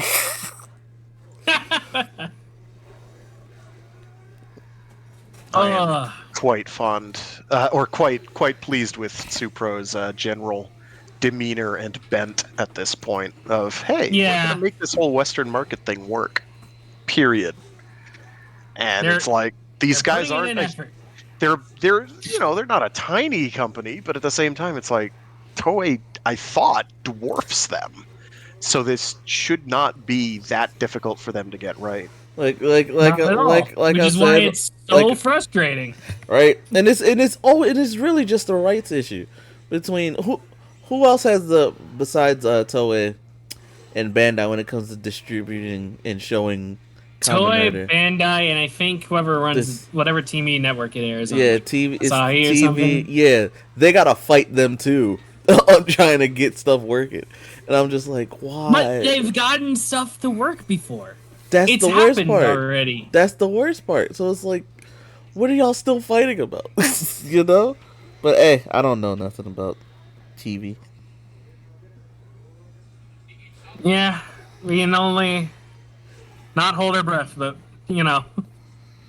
pick whatever you think will give us more luck in that department. Or you can Yep. just give up all hope and just pirate it. Indeed. That's what we do anyways. All right. Yar. Oh. Arr. And with that, that's the I'm a pirate. And that's the end of our show. Yarr, Yar. You're gonna bend over and you're gonna work those glutes for that strong booty. Not the the pilot. not the Pilates. Pilates. The jokes they make themselves. So you know what we're gonna do today? Callback. We're gonna throw a raid out to someone, a homie, who was there yesterday for once to be a part of Hey, right time. our watch party. So make sure you say hi to him when we actually get there. Just gotta set this up here.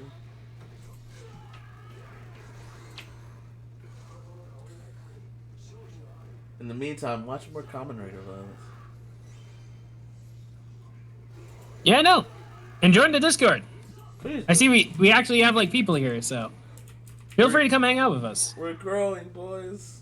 Or don't. Good time. I mean, we're not elitists or nothing, but we could be if you want us to. Wait a minute. Oh, okay, we're rating Almighty. All right. Yeah, we're gonna see how Almighty's doing. He's not gonna talk yet, but I'm gonna make him. Anyway, we're gonna have fun. See you later, guys.